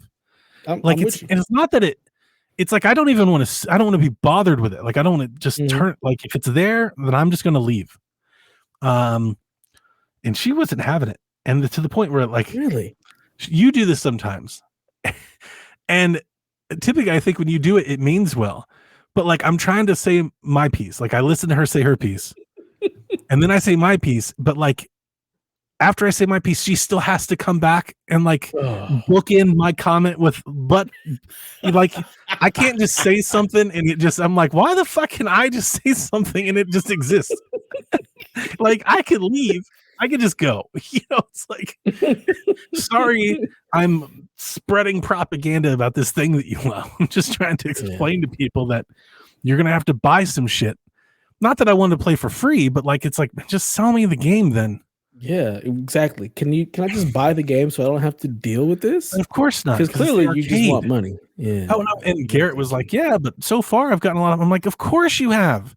Because it's the first week. They're going to give you all kinds of shit. You know why? So you keep opening and coming back. Like, am I the only one that like we see how this looks? Like, you know, we're aged out of that. This is their market. It's like, that's they're in. They like, grew up in it. No, and we're like, no, right? No. I'm like, stop.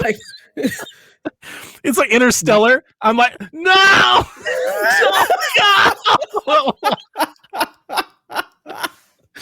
Yep. I know. That's exactly how I felt. I'm like, God, why do you guys just accept this? Right. Just for the love of Pokemon? No, thank you. Just like, sell me the game. Let me buy the version where I don't have to buy a subscription. Like, so this is how I probably going to feel about Marvel Rivals if I open the damn game up and it's like some free to play on the damn service bullshit where it's like, you know, sign up today and get the free Catwoman skin or whatever. You know, it's like, oh, yeah. But because it's NetEase, I want no part. I feel like it's probably going to be good. They do this thing very well. Yeah, like I said. Oh, hang on. I've seen plenty of positive about it, but I have no desire to play it. Let me ask you this. All right, here's where I'll land on this. Does the IP power of Marvel completely outweigh how people feel about live service shooters? Like if Concord had Marvel characters, would people just love it instead? Just because it has. Uh-oh. Where'd you go, Donnie? You left me. Did I leave you? I don't know. Oh, I lost you right as you're about to answer. I was like, so if Concord was Marvel, you were like, and I lost you. Yeah, I just saw me on the big screen and you were gone. So I don't know what happened. So, so I ask again, if Concord had Marvel characters, it was the exact same thing, but just Iron Man was in it. Do people love it? That's a damn good question. And I don't know. I haven't seen enough of this game to be like, is it winning is it good because it has the Marvel license, or is it good because it's a good game? Yeah. I don't know if you slap a Marvel skin on Concord if it would have made a difference. It might. It may just be we can look past everything because I've got Marvel characters. That's a really good question. Is Marvel Rivals free? Because that would be the opposite. That would be the other thing. Like, is it $40 I or $60? want to say it if it's. I think it's been in early access, so I assume that it's been free. Because if it's free, I think that changes the math. Yeah. I think a big reason people just don't want a live service shooter that they have to buy. They feel like it's not worth buying because they know it probably gets shut off sometime. Mm-hmm. You know, so they're like, no, I'm not going to buy it. I'm trying to find out if it's free to play. Yeah, I can't see anything that has a price. Is Marvel Rivals free? Oh, I just typed in Marvel Rivals, an incoming game. The game will be free to play. Yeah. Then I'm going to take the over. I think people like it because it has Marvel. Like, there's just the Delvins of the world. They're just like, this is better because it has these characters I like. So that's it. Plus, it's free. Like, those two things together, people are all in because it's free. People are gonna download and play it because it's gonna have Spider-Man on it, and it's free. You know, like, all the kids are gonna play it because it's free. I guess. I don't understand why it's a shooter. Like, that's my biggest confusion in this game. Like, wait, why does Spider-Man have a gun or something? I have no idea. It's Overwatch with Marvel characters. Have guns and stuff.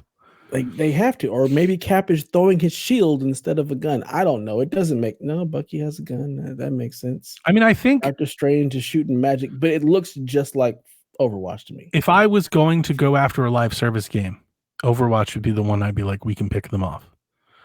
Like, now's a good time. Like, if you give falling off big time, if you give the people that liked Overwatch a good alternative, they'll switch. Right? I don't necessarily think that about Fortnite. Like, you can make a great Fortnite clone and completely fail out because people just like Fortnite. They're not ready to move on. But the Overwatch crowd might be ready for something new. Yeah. So that could be it. And Yarden says all the characters they release over time are all free. So they're not going to charge you for new characters. You just get new characters for free. So what are you paying for? Skins of the characters to like, look different? Like maybe emotes and stuff. I hate it all. Shoes. Do you see Fortnite's got shoes? I did. You saw my response to that, right? Just no. I don't remember. You posted it, and my only response was just no. 100% Jack comes to me by the end of the year asking for $20 to get like some Jordans for his Fortnite character. What you do is you say, I'm going to put this on a Nike gift card so you can save up for some real shoes, kids. We're not buying you digital fucking Jordans. It's nonsense. It's nonsense. I'm sorry. Yeah, I'm going to see my only hesitation is I do wonder if like people are just out on this game concept as a whole. But I mean, you're telling me people are playing it. You aren't saying zero about this. It doesn't sound like it. It sounds like people want to play it. So yeah, I'll take the over. 82 is not too high. Yeah, I'll go with it too. I'll go with the over. Yeah. Solid. Yeah. Now, Donnie, your favorite game ever. Over or under 90.5 for Microsoft Flight Simulator 2024. 2020 Flight Simulator got a 91. They can't keep getting away with it, right? Eventually somebody will have to hold them to the standards. Not unless you're reviewing it. Well, then I'm going to give up the point because fuck them. I'm taking the under. Fuck Microsoft Flight Sim. I've worked hard all year to build this cushion for now so I can give it away for Flight Sim. Fuck it. Game sucks. It's not a game. It's not even a real game anyway. I'm going to go with the over because people love their damn Flight Simulator. It's going to be like a 95. Probably. Game of the year. Yeah, you'll be up there on the stage with Keeley. He was talking about like Dragon Age, Call of Duty, Microsoft Flight Sim, Echoes of Wisdom, some bullshit. Yeah. Microsoft will do like Satty will write some blog post about how the total Metacritic for their games released this year were well above average, completely weighed by just Flight Sim. You know, like that's what I hate. Like they take Flight Sim and they use it to bend all these marketing fucking bullshit. It pisses me off, man. It really does.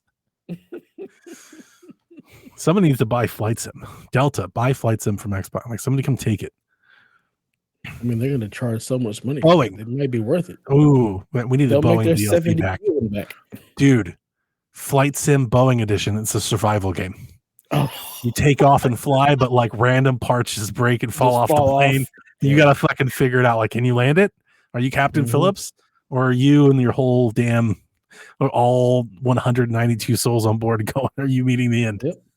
And it's a roguelike. That's a great idea. Every flight is different. Every time Right. is different. You're flying out of somewhere else. You're That's going a great somewhere else. idea. It's a different blowing plane. Your scenario, it's like you've worked, you've done 3 red eyes. You're all hyped up on, like caffeine pills and coffee. You've got 1 flight left before you can go home to see your wife and kids. Can you make it? Will you make it?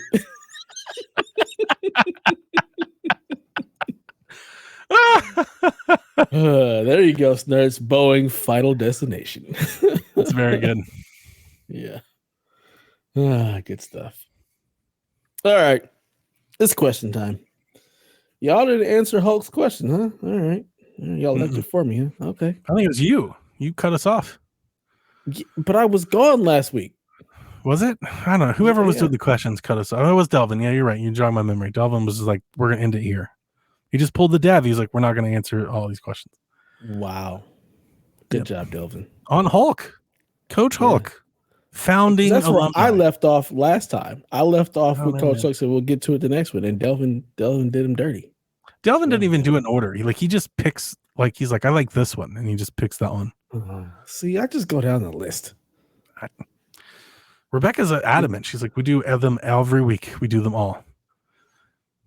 We have 40 questions. We're doing them. She's like, we're doing all the questions. Are your shows 3 hours long? No, they're getting there. Honestly, Shaq, we do a pretty tight, like 90 most weeks. It's pretty close. Yeah, see. For a while there, we were like an hour. Like we were doing like an hour 5. Yeah. In and out, like a robbery. There's just not a whole lot of news. Like when it's just Nintendo, there's just not a whole lot of news. Yeah. So with that, Coach Hulk wants to know, should a review be based on the game or comparisons to other games in the genre released that year? So should Madden just be a review based on Madden or based on its comparison to other non-existent NFL games, because there aren't any? I think when he asked this, and it's several weeks old now, but I think it may have been Dragon Age or something. They compared it to like another RPG or something Dragon else. Age. I think that's something like that. I don't think you can. I think it's admirable to say you're going to review a game in a vacuum, but I don't think that's actually. Bias is inherently a part of opinion. You can never omit bias out completely. You can say you're unbiased, but you're not. And there's lots of different ways to factor it in. Did you buy the game? Were you given the game? If you didn't buy the game, well, then you have bias. And you can't say you don't, because you do. And you can say it doesn't matter, but it does. like it does. You are inherently going to treat that game differently than somebody who plopped down $70. And here's the likewise. If you make $1 million a year versus somebody that makes $25,000 a year, that purchase means something else. It's a different kind of purchase and the value that you're looking to get out of it. So I think games are always compared to other games. And the point you make about Madden, guess what? Madden's going to be compared to last year's Madden and the Maddens of yore. So like I think it's to review going in a vacuum. It's just I think it's totally fair to compare and contrast a game against other games in the genre and what it does well or not well compared to them. I think that's all valid criticism. Because one, at the end of the day, a review is just opinion, and all opinion is valid. It's up to the reviewer, it's up to the reader to decide whether or not they want to choose to subscribe or deny, your slant on the game.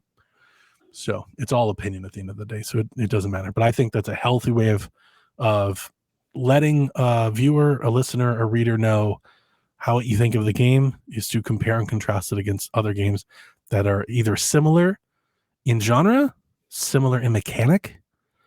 I think that's a classic video game thing. We do it all the time. Hey, it's like this game. If you played it like that game, or if you like the mechanics in this one, or the world in that one, or the story in this one, it's funny. It's dark.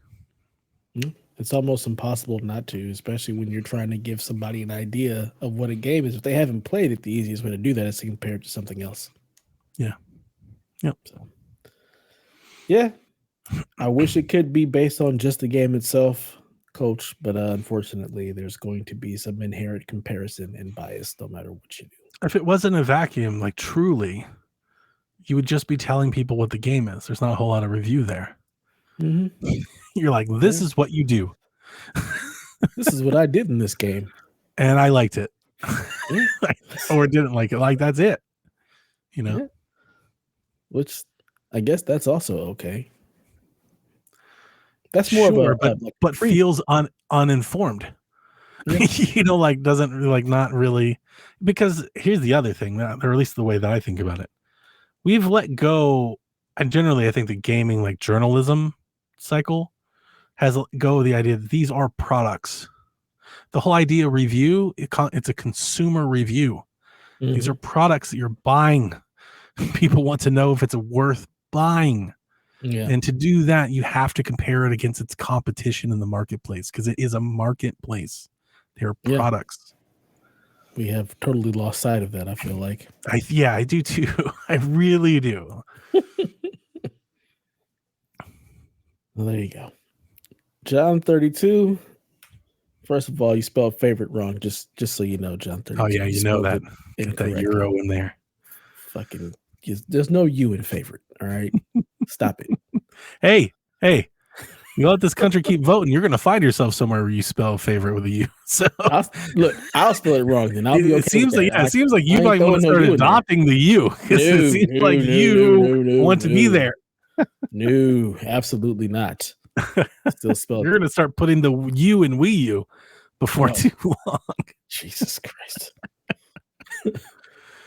So his only question was, what are we drinking tonight? I'm not drinking anything. What are you drinking? Your rum and coke. Rum and coke. Okay, all right. I did. Do you have? I was gonna say I've set up outside. I bought a bunch of cinder blocks, and I built like a new like burn pit area, so I can burn like all my boxes and trash and stuff. And then next to it, I've set up a little grill area. I got this little chair. I got my old fashioned grill, old smoky, and okay. I've done all of this with the sole purpose. My wife doesn't let me smoke it in the house because she said it makes the whole house smell like weed. So like now I'm like going outside, and I'm like putting some boxes in the burn pit, maybe grilling some dinner, and sitting down and enjoying my outside time. There it is. Very nice. It's very peaceful. Doing any of that. Yeah. Sitting out there with I'm playing Assassin's Creed. There it is. Like a little smoke. Assassin's Creed. Burn a little something, make some food. I'm not trying to play Call of Duty, but like I'm not doing any of that. John also wants to know, do you have any new favorite beverages? Oh, that is a good question. Have you adopted a new beverage in your... Yeah. You and Delvin were talking about something that he was drinking, right? Like on the cruise or something you liked? You were like, oh, he was drinking, oh God, was that a Jamaican beer? It was some kind of beer that he was drinking. And I was asking him, was it like a Hefeweizen? Because it was because of the color. That was my only thing. Like, what was it? Like, what was he drinking? But it wasn't anything new for me, because I drink a lot of beers. Like, that was like, that looks like a Hef. Is it a Hef? So, but I don't remember what it was. But there's nothing new for me. I'm old. I'm set in my ways. Yeah, I was going to say, this might come as a surprise, probably not, but I'm kind of a traditionalist, and yeah, like I have the things that I enjoy, and I'm not really looking to replace them or add to them. Like I'm content with my choices. Same. I'm a rum and coke guy. I will mix in a rum and ginger beer and do a dark and stormy when I'm feeling spicy. I do like that. I can exchange the rum with bourbon if I'm feeling particularly generous. Bourbon's more expensive. I like rum because it's cheap. If I'm on vacation on a date or something, especially if I'm at the beach, I do love I love a good mojito or like a hurricane. That's like vacation done. Hawaiian shirt me. I'll do something like that every now and again. But outside of that, I got no need for something new. Yeah, I'm a beer guy. Just give me a beer. Give me a High Life. The champagne of beers. Give me a Hefeweizen. Give me a Red Stripe. I can't do beer. I have drank a High Life. Like I can get that down, but like I don't know. I generally just don't like the taste of beer. I'm Like I kind of wish the it same way did. with like hard alcohol. I'm just not a big. I can only do Yeah. so much of the hard liquor. Just give me a beer. Yeah, my wife, she doesn't like the light taste of beer either. But she only drinks liquor if it's like it has to be heavily flavored. That's why she likes vodka. It just And sounds like a you know, she headache. likes a lot of sugary things because it's it's almost like the alcohol is there, but she doesn't want to taste it. Whereas I am the Right. opposite. I make very heavy like liquor drinks, like Mhm. double, triple shot, like heavy on the alcohol. Like for me, it's the opposite. The soda is there to like add a little carbonation, not to change the Mhm. flavor. Like Yeah. I'll drink rum straight or like bourbon right off the rocks if I'm in the, especially if it's hot and I want it like Mhm. really cold. But I really just add the soda for the carbonation. It's like the splash. I want it to be carbonated. Yeah. See, you're looking to get the drink. She's Yeah, looking but to just I get the like buzz, but the with alcohol the part. headache. Yeah. See, I don't. I would rather have the alcohol minus the sugar and the sweet because all that's going to do is give me a headache later. Yeah, she's really into like the slushies, the Oh God. margaritas, the mimosas. Like she's all into that, all the rage. Yeah, I'll have a mimosa, but it's just brunch. It's just brunch. But Yeah, otherwise, yeah. I see that with you. I think it's like the Oh yeah. fancy finer Yeah, things club. let's go. Mimosa. Oh man. Here's the That thing. was all I drank on my vacation I was can't hate on the fucking mimosa. mimosas. I wouldn't really do the drink, but I do love champagne. Yeah, I Sometimes I mean just pick up a bottle of champagne, like just like I just wanted to drink some champagne, and like I do like champagne. so the way we do the mimosa, it's mostly champagne, a drop of orange juice, mainly for color, and we throw some tequila in there. I can't drink tequila. Tequila tastes like a foot, Yeah, just like it goes just well. sucking on a toe. It goes well with the mimosa, and then I regret it because I'm done for. You ever get down with wine? Every now and again, I'll get some wine. My wife's more of a wine. She likes the wine. My wife likes wine. It puts me to sleep. Wine just makes me sleepy. It's So not I don't. strong enough for me. It doesn't. Like It it's doesn't really fine put me to for sleep. with dinner, but like if I'm drinking, I want to drink. Like I drink with purpose. Like I don't You're gonna drink. get drunk. So yeah, I don't drink social. It's not like a thing to like hang out with friends. Like Mhm. I'm drinking with a purpose. So Yeah, the wine just doesn't quite get it. But I do like red wine, like with steak. I don't mind I like a red nice wine if I glass, have like to. a If I'm Pinot. drinking wine, I'd rather have a red wine. But typically, Yeah, it just makes me sleepy. It doesn't she really has do anything. some cheap wine that she gets that's red and it's carbonated. I like that a lot. Like that's real good. It's real sweet though. But it's like I'll drink it. It's like it's not even alcohol at this point. Nothing. It's like juice, What would that be? but it's very Because good. I do my like it. wife drinks. She drinks Riesling, so it's a white wine, but it's a sparkling dessert Yeah, wine. her family loves that. My in-laws, they Mhm. when they were younger, they like stayed a summer in Germany or whatever, and Mhm. every time they break out, that's what they immediately start telling me, these stories of Amsterdam and Germany. But they love that shit. We were summering in Germany and Yeah. had our Riesling. Yeah. But she got me this wine because she knows that I like the champagne. Because I'm actually somewhat addicted to like, if I was addicted to something, I would tell people it's the carbonation. Like I Mhm. almost drink exclusively carbonated drinks most of the day. Like all of the water I drink is carbonated. Sodas, when I drink alcohol, like I love the carbonation. I'm with you there. So I have the That's soda my stream. I water know is you've all. seen it, but the other folks, Oh like I yeah. have the soda stream bottles. I mix bottles. I make my own soda, make my own juices. Like, yeah. Give Everybody me at that work is like, carbonation, he's baby. Let's just, go. yeah. It's like when I drink flat, well, I'm like, oh, what is this? Yeah, where's the It smells like pour in here. Like, Yeah.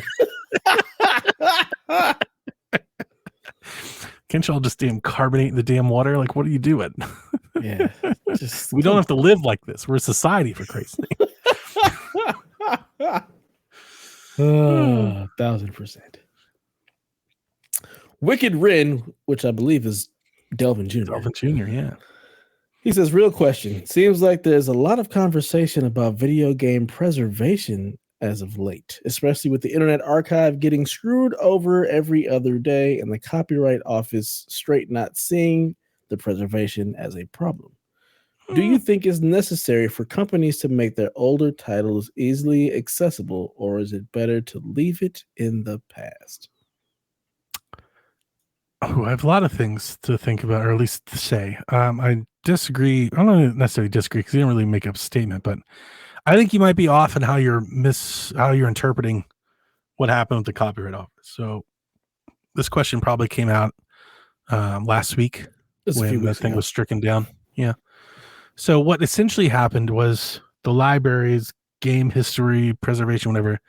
What essentially they're trying to do is they want to be able to stand up a virtual network for people to access out of print games.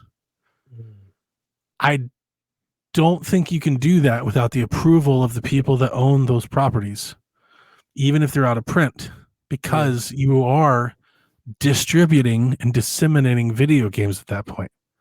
That's not archive, that's distribution. Yeah. And the preservation people want to act like it's not, but it is. And they're like, but it's not books. Again, they're different. These are video games. And just because Sega or Sunsoft or Square or Nintendo don't want to give you the arcade copy of Donkey Kong 2 or whatever that they haven't seen since 1982 or whatever, doesn't give you the right to put it on a server for other people to access. You don't have that right to do that. Yeah. And that seems to be the rub. There are people with this preservation mode where they're like, I want to have the right to do this. I bought that, but you don't. You don't. It's not yours. And we've done this on Shaq several times. So when I say this, I always feel the anger coming from the other side of the microphone, because gamers don't like hearing this. They don't. They're like, this is mine, this is our, but it's not. It's not. You're not your properties.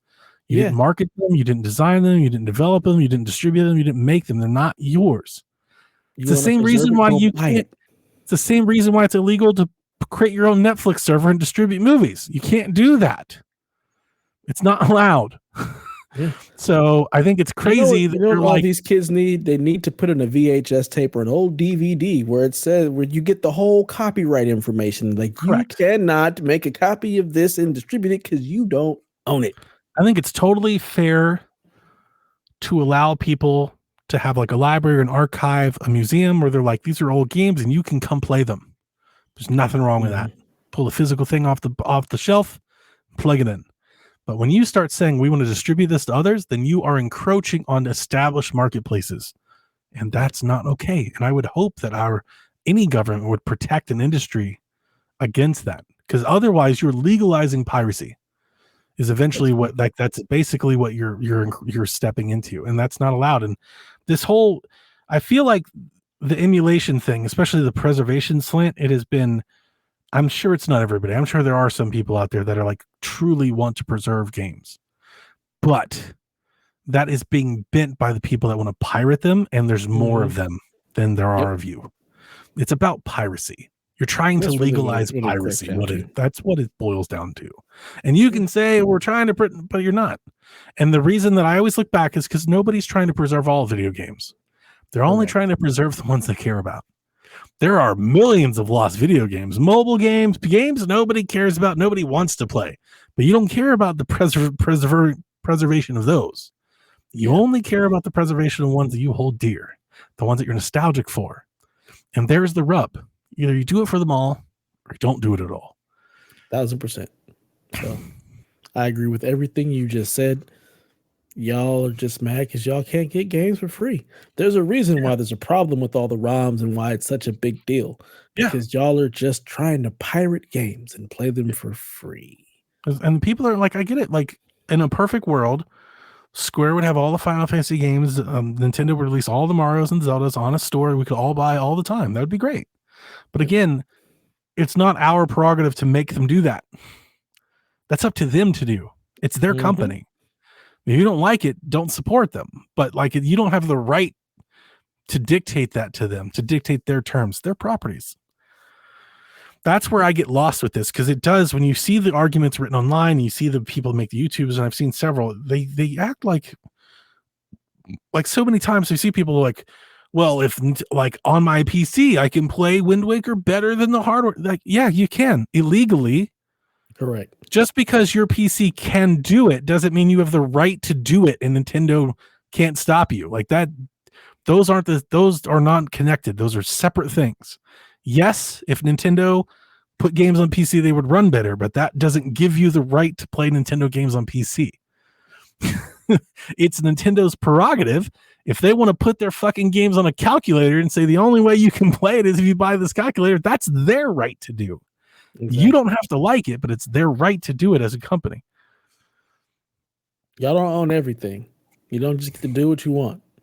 But it feels like this is one of the few things where I feel not disconnected from gaming, but like opposed, because gamers collectively as a community, like we hold these things very dear in a way that like I don't feel like people do with movies or music. And that's crazy because music and movies, they hit people to the core, but like as products, as like collections, like gamers, we hold these things very dear. We want the physical box. We want to keep it forever. We don't want it to taken away from us, you know? I mean, look how long print video games have stayed because of that precious take that consumers have for them. Like we're talking about physical games and shit. Like music left, that's 20 years ago. Like it's been a long time. With this digital thing. Yeah. I mean, I think there is something to be said about like music and movies coming back kind of in a way. Like you get more people that are actually starting to buy more of the physical media. You get a lot of people who are really trying to collect the vinyl and stuff. Yeah. But again, like you said, it's legally. They're re-releasing that stuff because there's a market for it. I think eventually maybe there might be that in games. Yeah.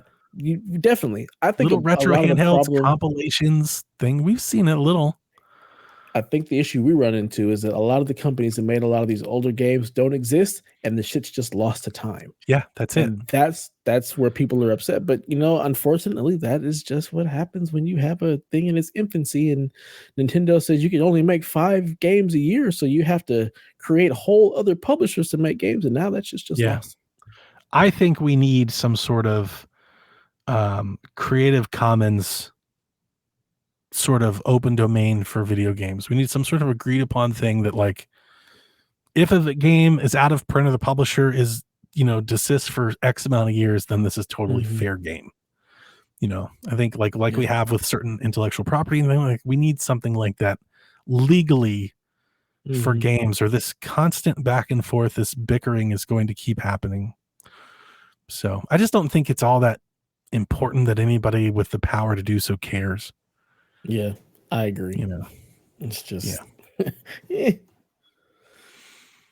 Thanks, nerds. It's fun hanging. Later. Free to Play Joe says, now that the PS5 Pro is among us tomorrow, what do you see Xbox doing next? Do they have a new console next year, 2026? Can they afford to wait that long with GTA 6 coming soon? I don't think it matters. I don't think Xbox is doing anything. That's exactly what I was going to say. I was like, I want to wait for Dev thing. I was like, does it matter? I don't think it matters at this point. Free to Play Joe. Look, people are like, what is Xbox's next gen, mid-gen upgrade? Yeah, it's called a PC. Right. That's their next gen console. It's a fucking computer. We've got this thing called Game Pass on Game PC. Pass is on it. The app is on it. They're improving the app. Even if you don't have a good PC, cloud, like it's all there for the taking. Yeah. I don't know. I would lean against them having a console next year just because it seems fast, but I wouldn't totally rule it out. I find it hard to believe that they're just going to let GTA launch with nothing, but maybe they will. I don't know. I don't think that there's anything they could do. Like, do you really think it's worth it for them to even try to do something for GTA? Not with the market share that they have, and they're not. And they're not trying to gain market share. But here's the thing: if you're not trying to gain market share, then you can always make a premium console and just sell it at a premium price and just protect yourself. You know, just don't manufacture that many of them. Sell it at a high margin. Like, why don't they just make an $800 console, like a mini? Like, it's just an awesome console, and it costs $800 because it costs a lot to make. Probably because they're like, we got this Surface PC thing that you could buy, or you could just go buy a PC with Windows Like, on just it. go buy a PC. Like, that's really what it comes down to. They're not pushing market share. They don't care about exclusives. They're not trying to sell consoles. They're not discounting consoles. They just made a new console and it costs more than the actual console. They did all digital 2 terabyte ugly edition. They're like, it'll be $600. Not ugly edition. So like, I don't know. Like, I think I'm going to be completely wrong on this, but I think the best space for Xbox to go moving forward is attainable hardware. I think you quit trying to go up and maybe you move. I think the Series S is the revelation. I agree. Get the console and the more, like, make an affordable economic console to reach more people. And for the people that don't want that because it's not good enough, there's a PlayStation 5, you have options for that. You don't have to, they don't have to compete in that. They can't compete in that space. Let's just put it that way. They can't compete in this space. So stop trying. It's real simple. Make a very economical system in like your S, and then be like, look, if you want to buy a PlayStation, you got to pay the tariffs on it anyway. So it's going to be crazy. But our games will be there. We'll still sell you Call of Duty and Gears and stuff. We'll get you all the Game Pass, but just get this S. It's cheap. If you care about 4 extra frames a second and ray tracing, well, then give Sony $700 and we'll take your $70 per game. Or buy a PC. But if you're looking for a console and, little Johnny's wanting to play, and so we have a console for you, and it's not $700. Like, that's the thing. Like, that was my thing. The reason that I was upset with X isn't just because it was ugly, although I do not like the speckled egg. But the reason I was upset when they launched that hardware and they talked about the digital is that the prices went up. And I was like, this is the opposite of what you should be doing. Like, the Series S went up. I was like, what? Why is the Series S going? The Series S needs to go down. You, instead of making a terabyte or you should have been like, how do we sell Series S's for $150, $199? That should have been the goal. How do we make them stocking stuffers? The Switch Lite should have been the goal with the Series S. But they were like, nah, we can compete with the PS5. No, you can't. No, you can't. You can't. You're being outsold 4 to 5. PS3. Yeah, you can't. And like the Series S, instead of like PlayStation is like, what does a PlayStation 5 cost? Like a standard disc PlayStation 5. Either 450 or 500, one of the two. Then the Series X should have been $299, $349 max. They should be looking to put themselves just under at every step away the shelves, not for market share, for the alternative. That's the cheaper, like when people walk in to buy a thing, they're like, hey, you can get the PlayStation, but it's $100, $150 more. That's an inflection point, and if you're the same price or even near it, like if you're the Series X or a PlayStation 5 digital, they're going to go digital because it's a PlayStation, because it's better. It's got better games, it's better. Like you can't be in the same ballpark. You have to be better than that, And so at least that's where my brain was. Clearly, that's not Xbox's brain at all. They don't care. So, but to me, that's where I would have wanted to see Xbox. So at this point, who cares what they're doing hardware? Like, I kind of wish they just get out of hardware, but they're going to make it. So, and I hate saying that because I like what I think the impact that they've had on gaming hardware wise is a positive one. Yeah. But, if they're not going to compete, it's like, well, what are you doing? What's the point? Yeah. What's the point? Who cares? Just like the streaming stick, the TV console, like that would have been a great thing. $99. Do that. Get it together, Xbox. They're not going to. They're not. I'm interested to see what they do whenever they do. I honestly, 2025 is interesting because I feel like they can't go another year as is. I think if it doesn't launch this year, it'll be announced. They can't go a year without announcing a new hardware. I think that's true. I believe that. That's interesting. That is really interesting. Because then did they end up with a situation where they come out early like they did with the 360, capture the hearts and minds, and possibly be able to even run neck and neck with whatever the next PlayStation is? If they launch that really early. Questions. I mean, that's a bigger question. I think whatever they're doing, I think they have to announce it this year. They just can't go that long without an announcement of some kind. I just generally think to just stay in the minds and the hearts of people, they have to announce something, because otherwise everybody's just going to buy a PlayStation 5 Pro. You can't go 18 months without anything. So I think they got to do something. The bigger question is, what is the something? Are they going to trot out another black console that tries to rival the PlayStation? Are they going to be different? Are they going to do a handheld? They got to do something different. It's like, do you try to compete with PlayStation, or do you put out a handheld and try to compete with Nintendo? It's like, what do you do? I look at it differently. I'm looking at it. Do you try to compete with Nintendo in the handheld space? Or do you try to compete with Steam? Can you compete with them? Like, that's the other problem, because then it's like, so we have the ROG Ally, we got a Steam Deck, but we're going to try and insert ourselves into there somewhere? Can they beat Steam to the punch on a Steam box? Can they make a console that's a PC that has access to Steam, but it's a console, not a Steam Deck? Like, be the console version of what the Steam Deck is.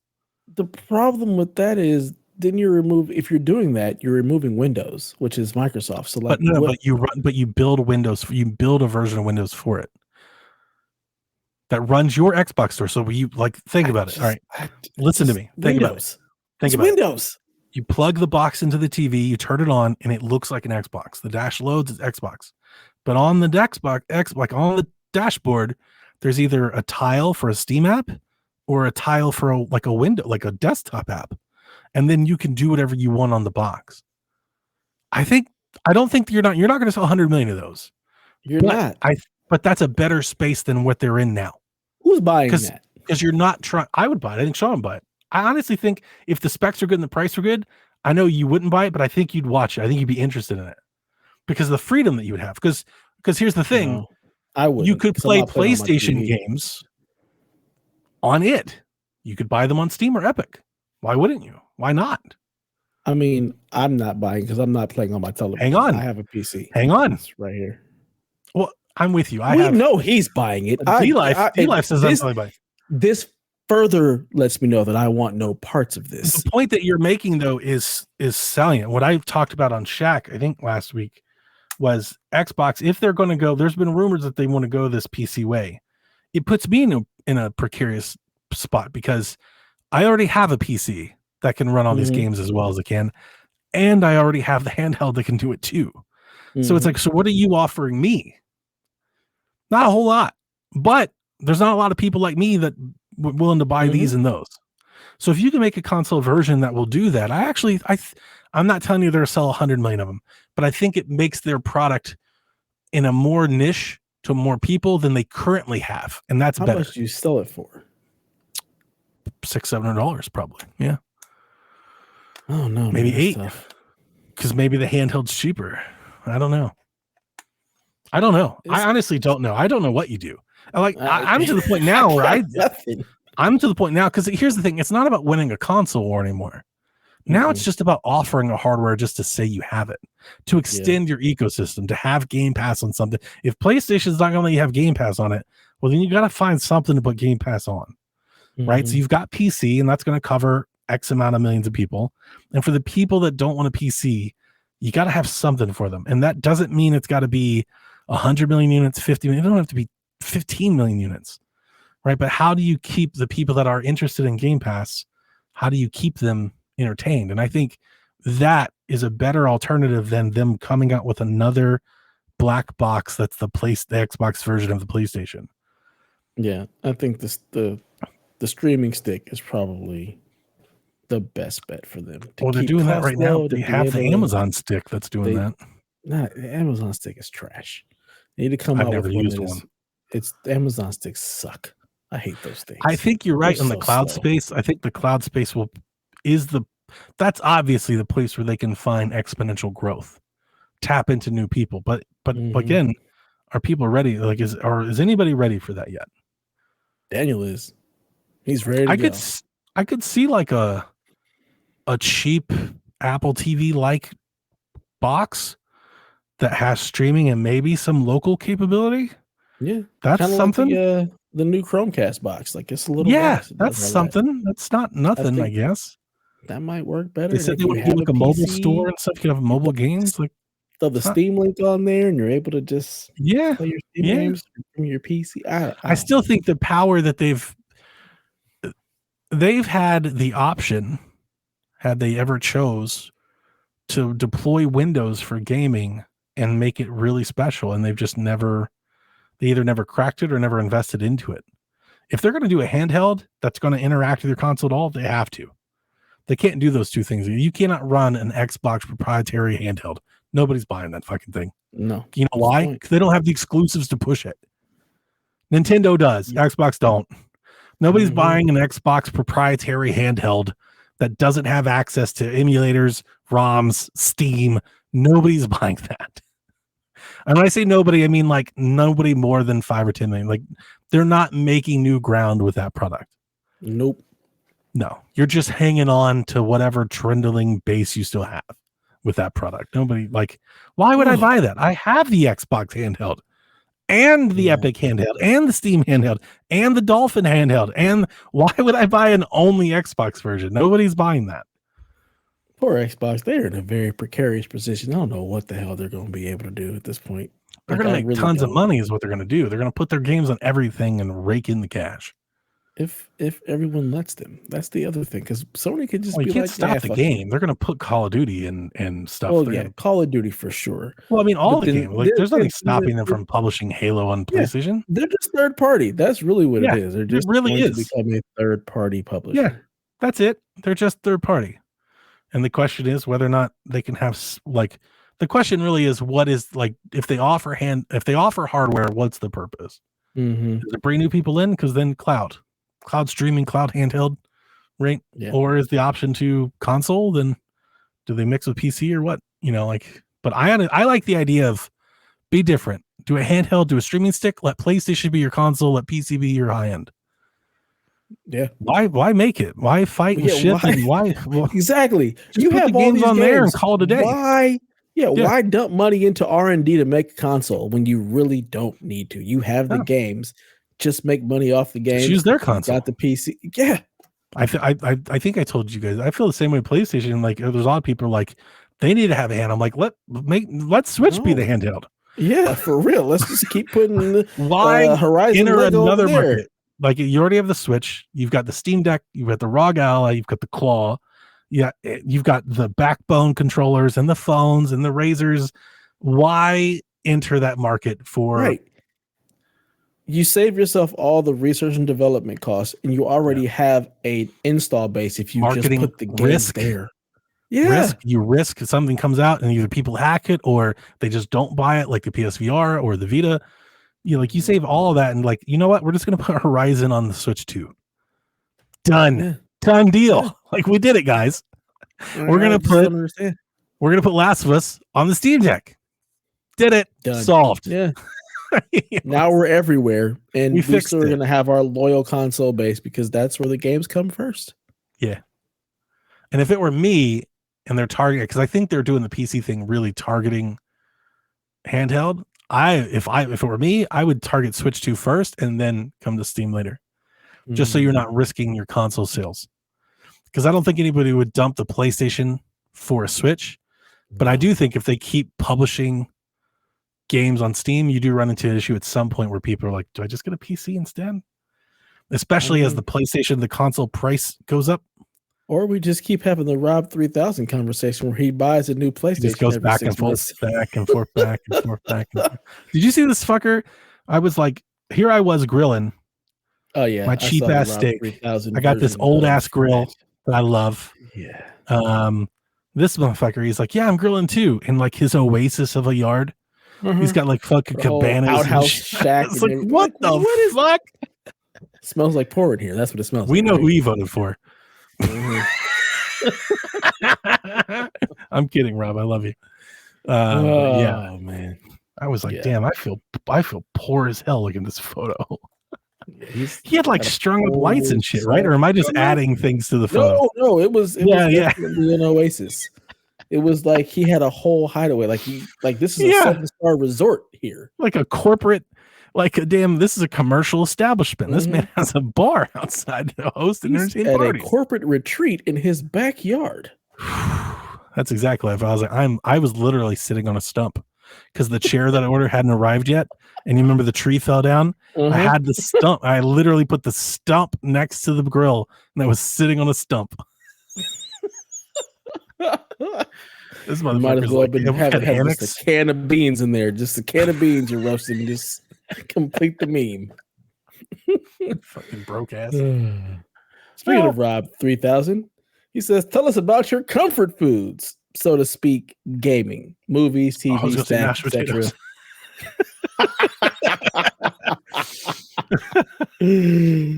He says, sometimes we all just need a bowl of pho and a rewatch of Lord of the Rings in whatever form that takes. I do like the Lord of the Rings. Lord of the Rings is great.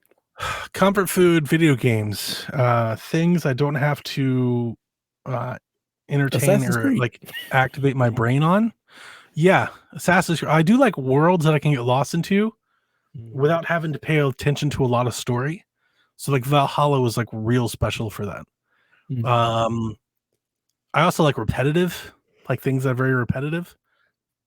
So I can get like on muscle memory and just kind of veg out. Retro Bowl, things like that.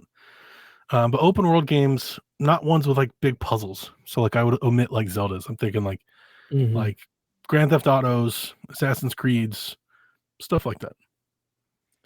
Far Cry. For me, Far Cry. Put a fucking just blow some shit up, put bullets and stuff. Like it's real super fun. For me, there's not a whole lot that I go back to, and it takes a while before I do it.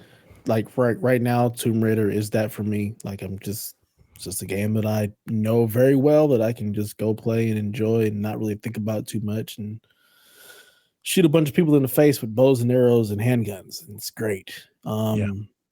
But I don't really have a lot of like comfort food gaming. Like gaming isn't like my comfort thing. Like I don't go to that in a repetitive, like this is the game that I want to play.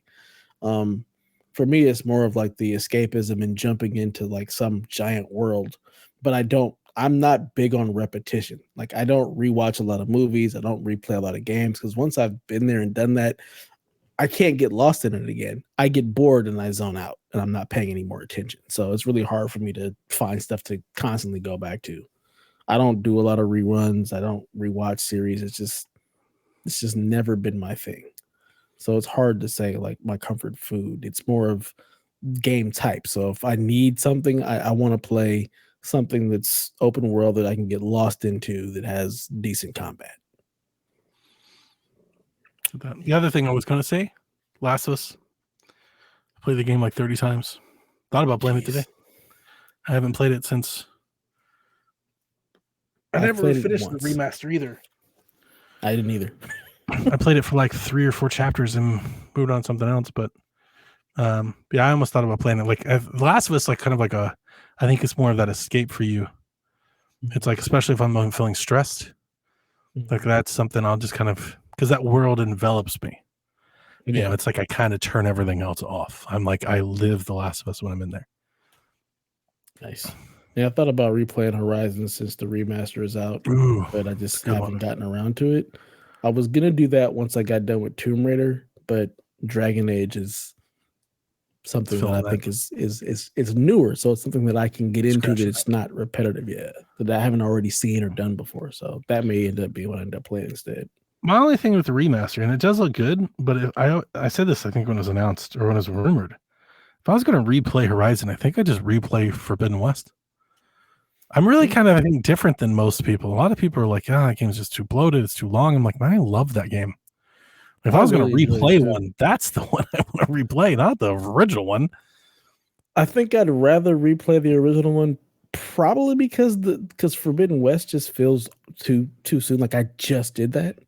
So I think for me, I'd rather replay the original because I haven't played it in so long. I only played it the one time.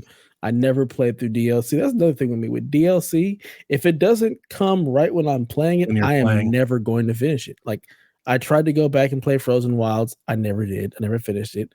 The Burning Sands that came up for Forbidden West, I never finished that. Like I played like an hour and I was done with the game. If I'm done with the game, I'm not going back. Cyberpunk Same. is like the one exception. Like that was perfect because I played it when the DLC came out, and that was great. Right. Like It was just one shot. yeah, To I you, want it to wasn't replay the that DLC. again. Like To a you, it year was just ago. Cyberpunk. It was part of the game. Yeah. Yeah. And for me, it wasn't because I played it, but like I replayed the game with the DLC. I did the whole thing. So it was a straight shot. So I have that similar experience where it's like I played this whole thing at one time versus it being segmented off and everything. But man, Cyberpunk's special, isn't it? It's so special. Oh my god. Like what a great story, great game, but like great story for games. Like just a crazy, they really just rushed that damn thing out there. But like in the end, they still landed the plane eventually. Like they got there.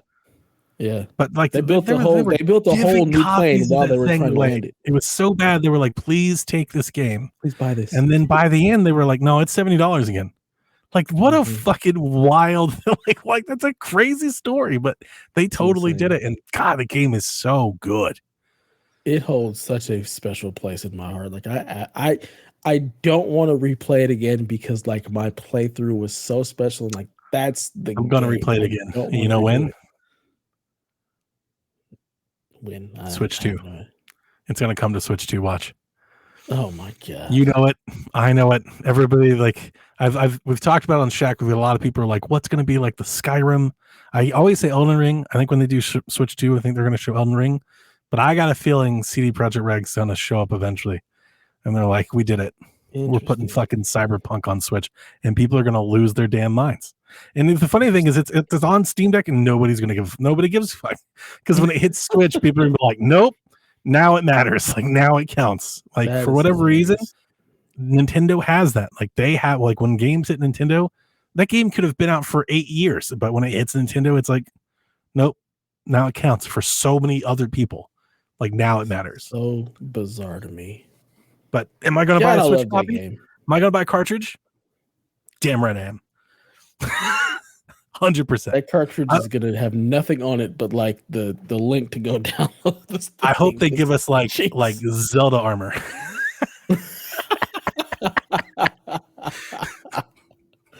Oh, that would be hilarious. Stingray had like basically the same question. Wait a minute, what would you do in Cyberpunk? It'd be Metroid, right? That's a good question. You get like some sort of like laser eye or boom cannon or something. Like they're gonna. I feel like that would be the game because like in Elder Scrolls they had like I think they had like the tunic or something. Like I feel like Nintendo would do something to like add a piece of flair to Cyberpunk from the Nintendo world. Like I wonder what it would be. Would it be like a bike or something? But I feel like you've got all the what are the Metroid makes sense. What are the things that you call? What are they called? Augmentations. Yeah. I feel like the body mods. Yeah. Nintendo, a mod from something Nintendo, I think would make a ton of sense. I'm thinking like swords. You could have a master sword. Swords are good. The master sword, that's very good. I would totally. You definitely have like the arm cannon. As a master sword. Yeah, that's what I immediately go to the arm cannon. Or like a scanner. Like, could you imagine like Samus's visor or like an overlay of vision or something? Like, oh yeah, yeah, absolutely. Oh yeah, could definitely do that. Fuck man, Cyberpunk, such a good Switch 2, baby. Switch 2. No, just like they did The Witcher. Remember The Witcher 3 at Switch? People were like, holy shit. Yeah, you can play The Witcher 3 on Switch in all of its 540p glory. They did it. Oh, you poor Nintendo people. You love that shit. You eat it up. We do. We really do. Here I am playing Assassin's Creed and God knows what frame rate and resolution. I'm like, it's pretty good though. It works. I'm having a good time. Smoking Joe. I gave you back your smoke, sir. You're no longer smokeless. You are Smoking Joe. You have your smoke back. Homeless Joe. Good to go. Homeless Joe. Damn. Damn. He said, no smoke for you, sir. You're not homeless. He says, is the pickle witch the whitest way to eat a sandwich? I don't know what this is. I assume it's a sandwich with pickles. I would think that it's a sandwich with only pickles. Are pickles inherently white? I don't think so. Black I know folks plenty don't of like pickles? black folks that like pickles and will just eat I love a pickles. pickle. I'm a pickle fan. I'm not a huge fan of I pickles. feel like eating a sandwich on just cucumber would be some white shit. Oh, that's definitely some white ass shit. Yeah. But Yeah. pickles the barbecue. That doesn't sound that. Yeah, I feel like pickles is universal. Here he is. I think Smoking Joe. we He all. shows. Say his name and he appears. It's a sandwich with pickles as the bread. What? That's just poor. I don't know how else to. I don't know who's eating. It's a like sandwich with it sounds like a pickles as- carb cutting thing. You're like, I can't have carbs, so I eat my sandwiches on pickles. on pickles though. Gross. It's kind of gross. think it's gross. It's slimy. I feel like that's not. And I love carbs pickles, at but all. not as the bread. Yeah, no, absolutely not. But no, I don't think it doesn't feel like a white thing. It doesn't. It doesn't Jimmy feel John's inherently sandwich. white. So apparently, it's a Jimmy John's thing. I've never had Jimmy John's. I don't even know. I wouldn't even know where to find a Jimmy It's a John's. mediocre sub shop. Hmm. It's like better than Subway, but like not as good as Quiznos or Firehouse. I haven't seen a Quiznos in forever. Those They all got exist? well. So funny thing is, I tweeted one day. I was like, I posted on Threads. I was like, man, I really miss Quiznos. And somebody was like, I went to one yesterday. I was like, what the fuck? And apparently they're like, like the company Quiznos, the corporation's gone, but apparently like licensees or whatever are allowed to keep their Quiznos. Oh, But like, weird. isn't it weird because the company's gone, which means the supplying is gone. So like the Quiznos sandwiches that you remember, like those aren't this. Like they can still try to make the same sandwiches, but they're not the same. You're making it out of ingredients that you get from like the farmer's market or Walmart, or like it's not the same thing. So it's like, what's the point? That's weird. It's weird, right? Like that's weird. Yeah, it's really weird. Do you guys have Jersey Mike's? Yeah. Okay. Jersey Mike's is better than Jimmy John's. Yeah. None of these are like great sandwich shops, though. These are all really low on the sandwich scale. Like of all of the fast foods, like Firehouse is better than all of these, and Firehouse is like just good. Firehouse is like it's fine. So, do we? I think we have Firehouse out here. But like the Clevelander in me needs to tell everybody, or anybody that's from the Northeast, really, if you're from Rhode Island, Boston, New York, like you need to go better places and make real subs. you have, if these are the subs you've had, you've never had a sub sandwich in your life. I'm telling you. Like even like pizza, like Donato's in Ohio. Donato's like cheap, thin bread, like thin crust pizza, but like their subs are better than all of these fast food chain subs. So basically, Chicago fast food chain subs. Just stop doing it. Go to a real restaurant. You go to a restaurant, go find yourself an Italian or a German village, particularly an Italian place or like a German pizza shop. Go eat yourself a real sub sandwich on a real toasted bread with real cold cuts. Like it'll blow your fucking mind. You'll be like, I've never had a sandwich in my life. Yeah, we don't do that here, unfortunately. I grew up with that, and let me tell you, it is the one thing I guarantee you I've told you this story on this show probably many times, but it's the one thing that you live in Georgia, like it's the one thing I yearn for. Anytime I get to leave the state and head north, it's like we are finding subs. Like we're gonna find ourselves a subs. Whenever we get that hangout, we're having subs. I'll make you subs. You're making me one. Yes, that's my Jack asked me the other day. He's like, Dad, can you like? Because I typically only make subs for the Ohio State Michigan game. It's like my ritual. I do Italian subs when I watch Ohio State Michigan. They're expensive. Like if you're gonna do it right and you're gonna buy it's expensive. Do it right. Yeah. Like I'll feed the family. It'd be like $100 in just subs for the whole family. Oh yeah, just for like that one meal. But it's worth it. Like even Jack, he it's funny. He just came through. I don't know, maybe 5 or 6 weeks ago. He was like, "Can you just like make subs one night that's not for the game?" He's just like, "Can you just like make?" Because I was like, "I'm fucking damn expensive, man. Like it's not cheap." Give me that Jordan money, son. Yeah, but he made it last year. And it was his first time making with me. Yeah, he really digs them. He loves them. Good sub go a long way. It's good soul food. Yeah, we need that. We don't eat it on pickles like some fucking street trash. Fucking nonsense. God damn it. See, you And make me want to American take your cheese, smoke too? away Like, from what you the now, Joe. You really are homeless, Joe, now with your pickle. I have itch. so many questions. Yeah, like were you eating like American cheese? You got Kraft cheese on that motherfucker? Like, what is it, bologna? Like, what are you eating? I shouldn't hate on bologna. I like bologna. Bologna's good. Sorry. Fried bologna sandwich is real nice. Little Gets it tomato. Yeah. Gets it done. Very good. D Life says, if you could have any superpower, what would it be? How can I make this sexual? It's a good That's where my question. brain goes. Yeah, mine is just I'm lazy and I'm going to teleport everywhere. I want to be able to teleport. That's Anywhere I good. wanna One. go, I mean, there's a quality just of there. life there. You just like Mm-hmm. you get instant transmission. You know, like I Yeah, just saved basically. all that time. I'm there. That's pretty good. Never have to fly on another plane. Just wherever I want to be. There I Yeah, am. you are making a very compelling case. Just the convenience of life, Yeah. having all of that time and stress taken away Mm-hmm. is like you'd extend your life by like 20 years just doing that. It's either that or the ability to just stop time whenever I want to. So just wake up right before the alarm goes off, stop time, and sleep for as long as I want. Oh, Wake up, restart time, and I can just be that fresh. hits hard. Never have to deal with traffic because I can just stop time and go around all of it all. That's my answer. I think that answer's better. Yeah. Yeah, that's a good answer. Yeah. Those are I'm always stuck up with when it comes to superpowers. Find yourself in a bad situation, you just like end it up and just leave. Stop just, time. like, walk out. I'm out. Yeah. That's real good. I mean, it's also can be used for very nefarious things. I can basically never have to worry about money. Just yeah, that's fine too. Yeah. So it's better than instant transmission. It is. There's more applicability there.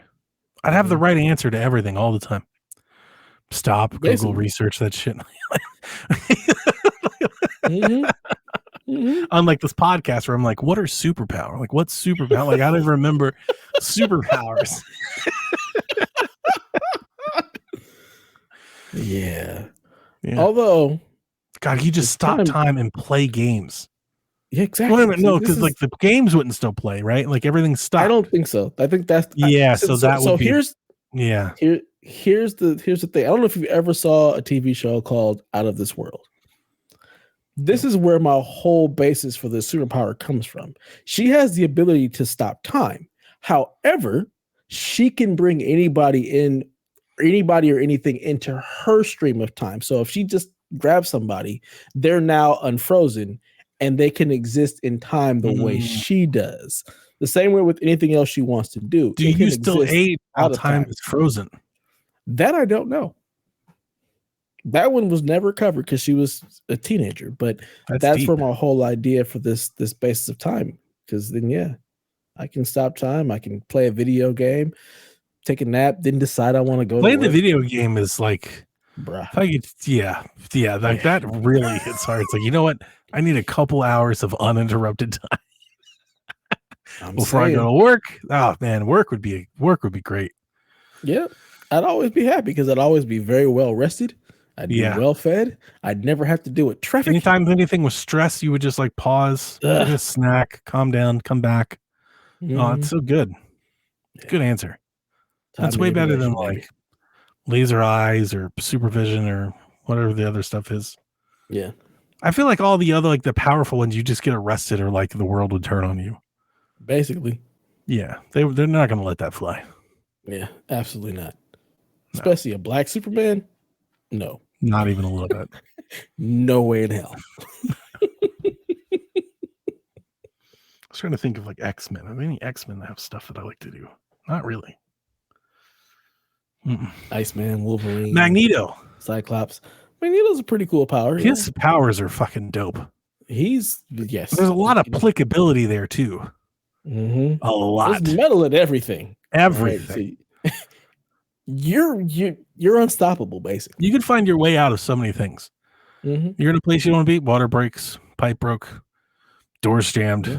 You know, like so many things could just conveniently go wrong around you with like just a little nudge of your like finger. Like it's pretty legit. Yeah. Car in front of you don't like, you know, somebody, you know, it's just like it's very easy. That'd be the one I'd pick. Yeah. I'm still going my time manipulation. I don't know, like the ability to yeet people. You can't do that with time. That's pretty good though. You can't do that with time. But I mean, if you're yeeting people, you might get caught. There might be some. I kind of want to like fuck with people a little bit. You know? I mean, you can do that with time manipulation for sure. Yeah, but like I'm sitting in your office and I just like, you know, move my finger and like your computer just like fucking crunches on the inside, just like snap your CPU in half. You're like, how the hell did this happen? You know, like stuff like that would be a lot of fun to do. Yeah. Open vaults. Yeet cars. The yeeting of the cars is probably the best, but also very evil. Anger issues, yeah. Road rage would be a problem. I mean, you can fly. It would be. This is also true. You wouldn't have to worry about driving. Yeah. I don't have to worry about driving at all. You could yeet planes. Oh, goodness.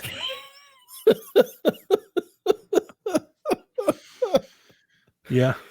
I like that one. I would just like rip off like armored trucks. Yeah. Like I would just drive and be like, well, you just fall over and the door just opens and now the money's mine. And I'm just going to leave. Yeah. But see, the problem with that is there might be cameras. You might get caught. You know. Nah.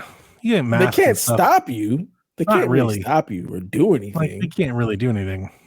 But I could also just stop time and just take if I just picked up a car and ran it into the armored truck, and the armored truck just got in a car wreck. That's true. It's not my fault the money just went all over the place and bag just happened to fly into my car. I didn't do anything. Yeah. There is that. Yeah. It's a tough one because you get to unleash the rage that you have and still make off with the money. You know? Yeah. It's a tough call. Now whatever you know what, Delvin, whenever you hear this, you need to let us know. We need it. Yeah. He was needed here tonight. Yeah. Rad bastard. I wonder what he would pick. What do you think? What would Delvin do? I have no idea. He'd probably just be Green Lantern. You know, that's probably what it is. He's just gonna be the Green Lantern. He's like, I have a ring and it lets me. What does the Green Lantern do? Whatever he wants, honestly. It's like the Wonder Woman allows him to create. No, because the Wonder Woman can't just create stuff. So like that lantern can create objects. Create whatever it wants, yeah. But does he create can he create like a plane and just fly in it? Yeah. Yeah. Mm-hmm. So is it like matter or is it light? Like what is it? It's like matter. He can basically construct matter to create molecules. Pretty much whatever he wants. Yeah. Ooh.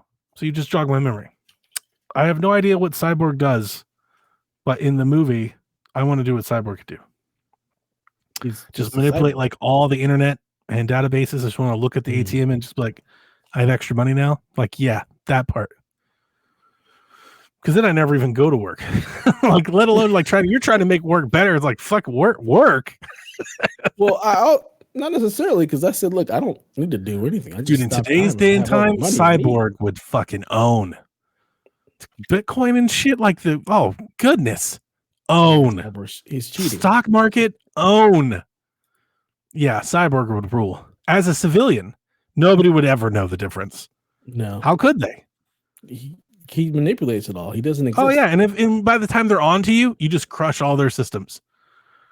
They're like, I'm tracing all the system completely burned down. There's nothing to trace. Entire systems corrupted and encrypted. And no, like if let's say you transferred a bunch of money to your account and people are tracing where the money came from. Oh well, banking system's completely gone. Mm-hmm. I've encrypted the whole thing. Absolute anarchy. Yeah, that's real good. I remember there's that scene of him in the extended cut where he just raises this woman's balance, and I was like, "Yo, that's a superpower." Mm-hmm. Like I'm all about that. Just free access to database. Oh, I would own. My understanding of how SQL works couldn't be stopped. Hilarity. All right, our last question of the night comes from Big Drew, number one fan. Big Drew says, if you could make a statue of someone in the indie podcast community, think PSVG podcast, I think we did this one, etc. Did you? Yeah, I think we did this one. But you answered. Never mind. No, you answer. The problem with this is I don't listen to you talk about how bad D Wade's statue is, because that shit is awful. Oh my god. They did it so dirty. My wife was so confused. She was like, why? Why is this a thing? He commissioned that. He was okay with. Why does this exist? I told Delver, it reminds me of the black dude from Spartacus. Did you ever watch that? The dominant dude. I posted a thing, but he looks just like him. But man, it's funny. So bad. Didn't look anything like Dwayne Wade. Not even a little bit. Not this is a whole different person. It's Morpheus. Like, it looks like Morpheus with the gap and everything. I'm like, Dwayne Wade don't even have a gap. How did this happen? Please tell me we're redoing this, because this is an abomination. I posted. Yes. Zardon. Oh, yeah, I picked Todd Oxtra because Todd has some opinions that I just can't go along with. This is the guy that thinks the Switch 2 should be named Switch TOO. Yeah, the Switch 2. I remember. Yeah. I haven't listened to their podcast in forever. He said he had some take on how the N64 was like irreparably the worst controller ever made. I was like, well, we're no longer friends anymore. like we just can't even like each other. He always has like a hot take. I dislike that controller, but not as much as I dislike the GameCube's controller. So really interesting. Yeah. I never could get that thing. Is just weird. I love the GameCube controller. You love Nintendo, but it's just the like. If I had my way, the GameCube controller face buttons would be on every controller. ABXY for me is like ideal. I think it's the best way to do it. Yeah, I'm just Super Nintendo to PlayStation. That's where my controller will always live. You're just like, I like this and I don't want any change. Mm-hmm. I was open to change at the time, and then like playing GameCube, I was like, why isn't every controller's face button just like this? Now, I don't like the C stick though. Like for me, I would have preferred to have two regular sticks. Like just make just two regular. Like we don't need a nubbin. Like there's no need. Like I don't mind it. Like I use it, but it's like this wasn't necessary, nubbin. Right? It also doesn't have dual bumpers. It only has the Z button, the one bumper. Yeah, it's got the one bumper, and then it's got like one big button and other small button. I can't. So that's the face button that I like. The A button, X, Y, and B. No, I can't get down. That's bullshit. See, here's the reason why. Is there not that? Like I understand that you've got.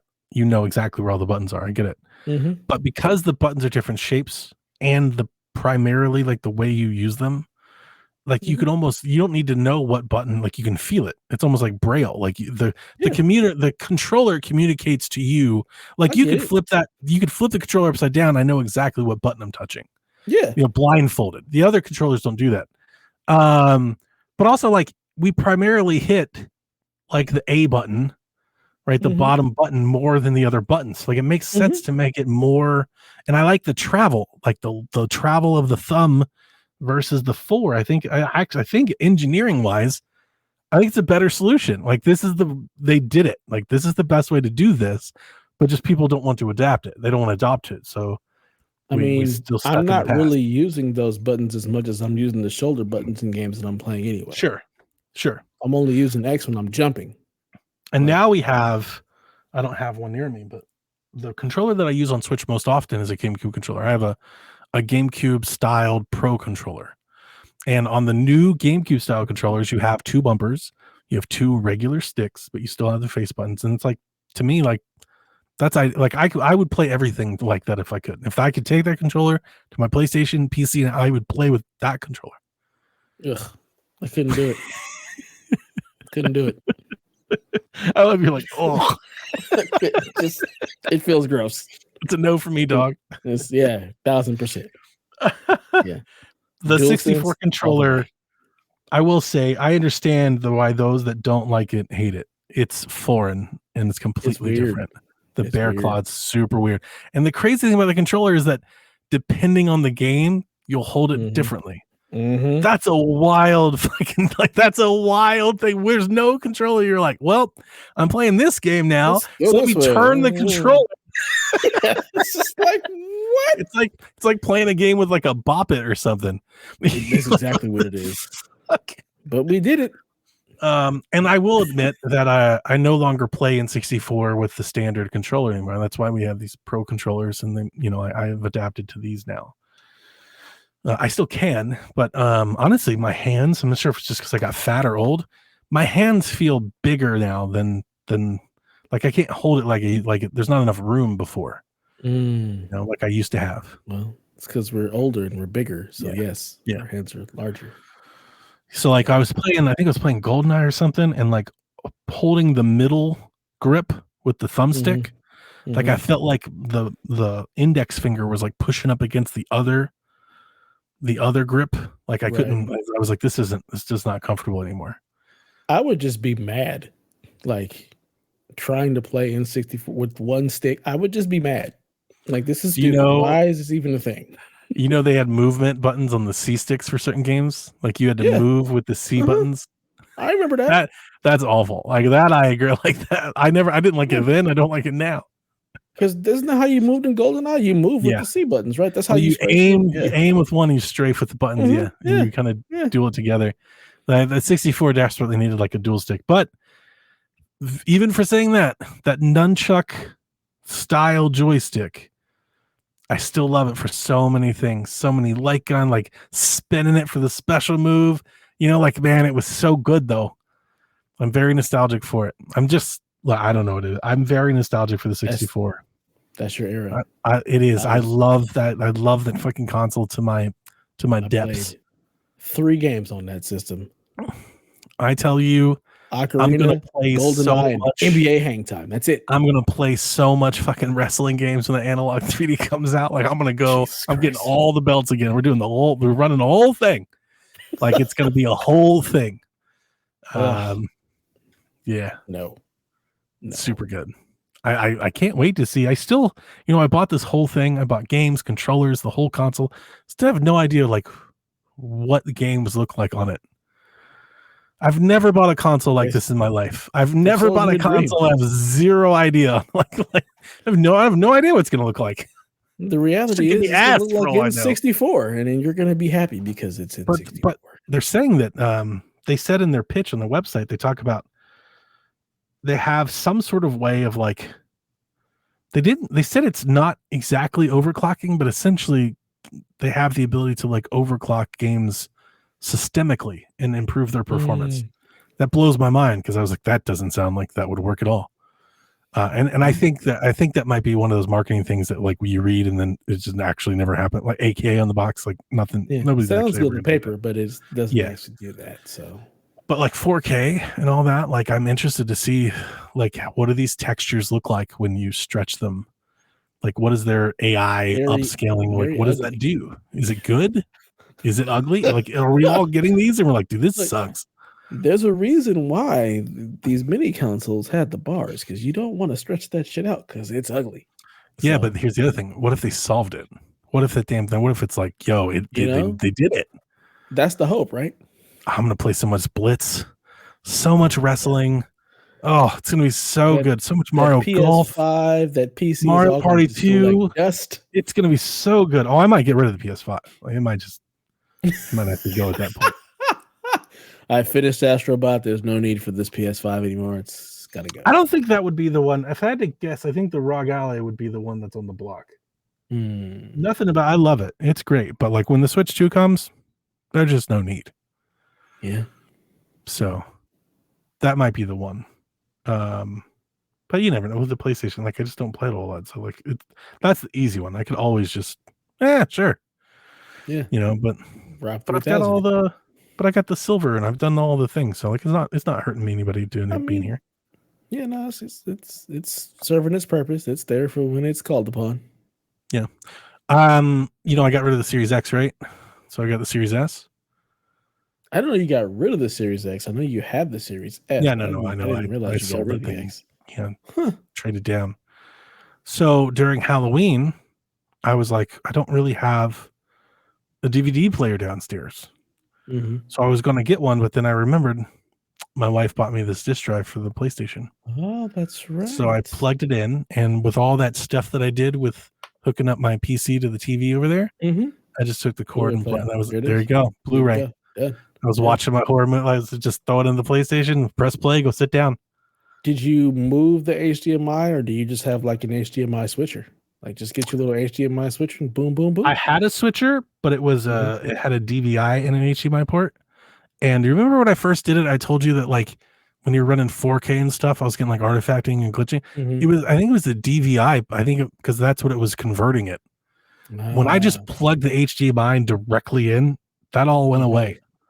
So I have an HDMI switcher that is actually 4K. It's a 4K 60 like little switcher, so you can plug in multiple HDMIs and then just and it doesn't lose anything or anything. Mm-hmm. That's nice.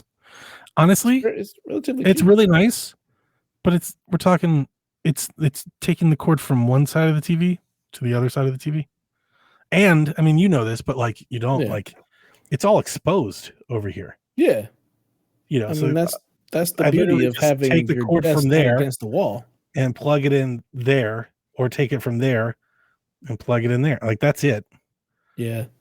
I'm just lazy and I like having a bunch of buttons and solutions. Yeah, there's a part of me that like I understand that too, but it's like, yeah, I mean, what am I really saving here? Also, I don't do it a whole lot.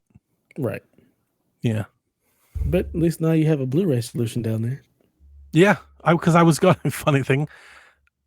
Before I even thought to do that, I was going to unplug the Series S because I have like the Gears 1S on top of it, just on the gear shelf. Mm-hmm. I was just going to unplug one and then plug the other one back in and just plug the 1S in because the 1S has a 4K Blu-ray player in it. Mm-hmm. And I was like, I'll just use that as the Blu-ray and then put it back. Like, and I didn't know this.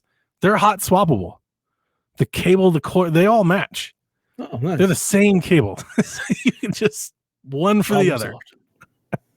But this is much easier. But I got the stupid fat plate on it now. No. So Preggers here. Little Preggers. All right, let's land this plane. It's been a night. This has been therapeutic. I'm glad we podcasted. Yeah. I feel better. I do too. That's good. Definitely needed this. So thank you for joining me, Donnie. I'm glad we did this. This was good. This was good. In light of everything, this was a good time. So until next time, please play some video games. Nobody's sleeping in the middle of the bed. The middle of the bed is only where you do the business. But when everybody's ready to sleep, it's the side of the bed that can't be beat. It's the middle of the bed where lovers meet. But when it comes time to slumber, it's the edges. Ooh, the edges.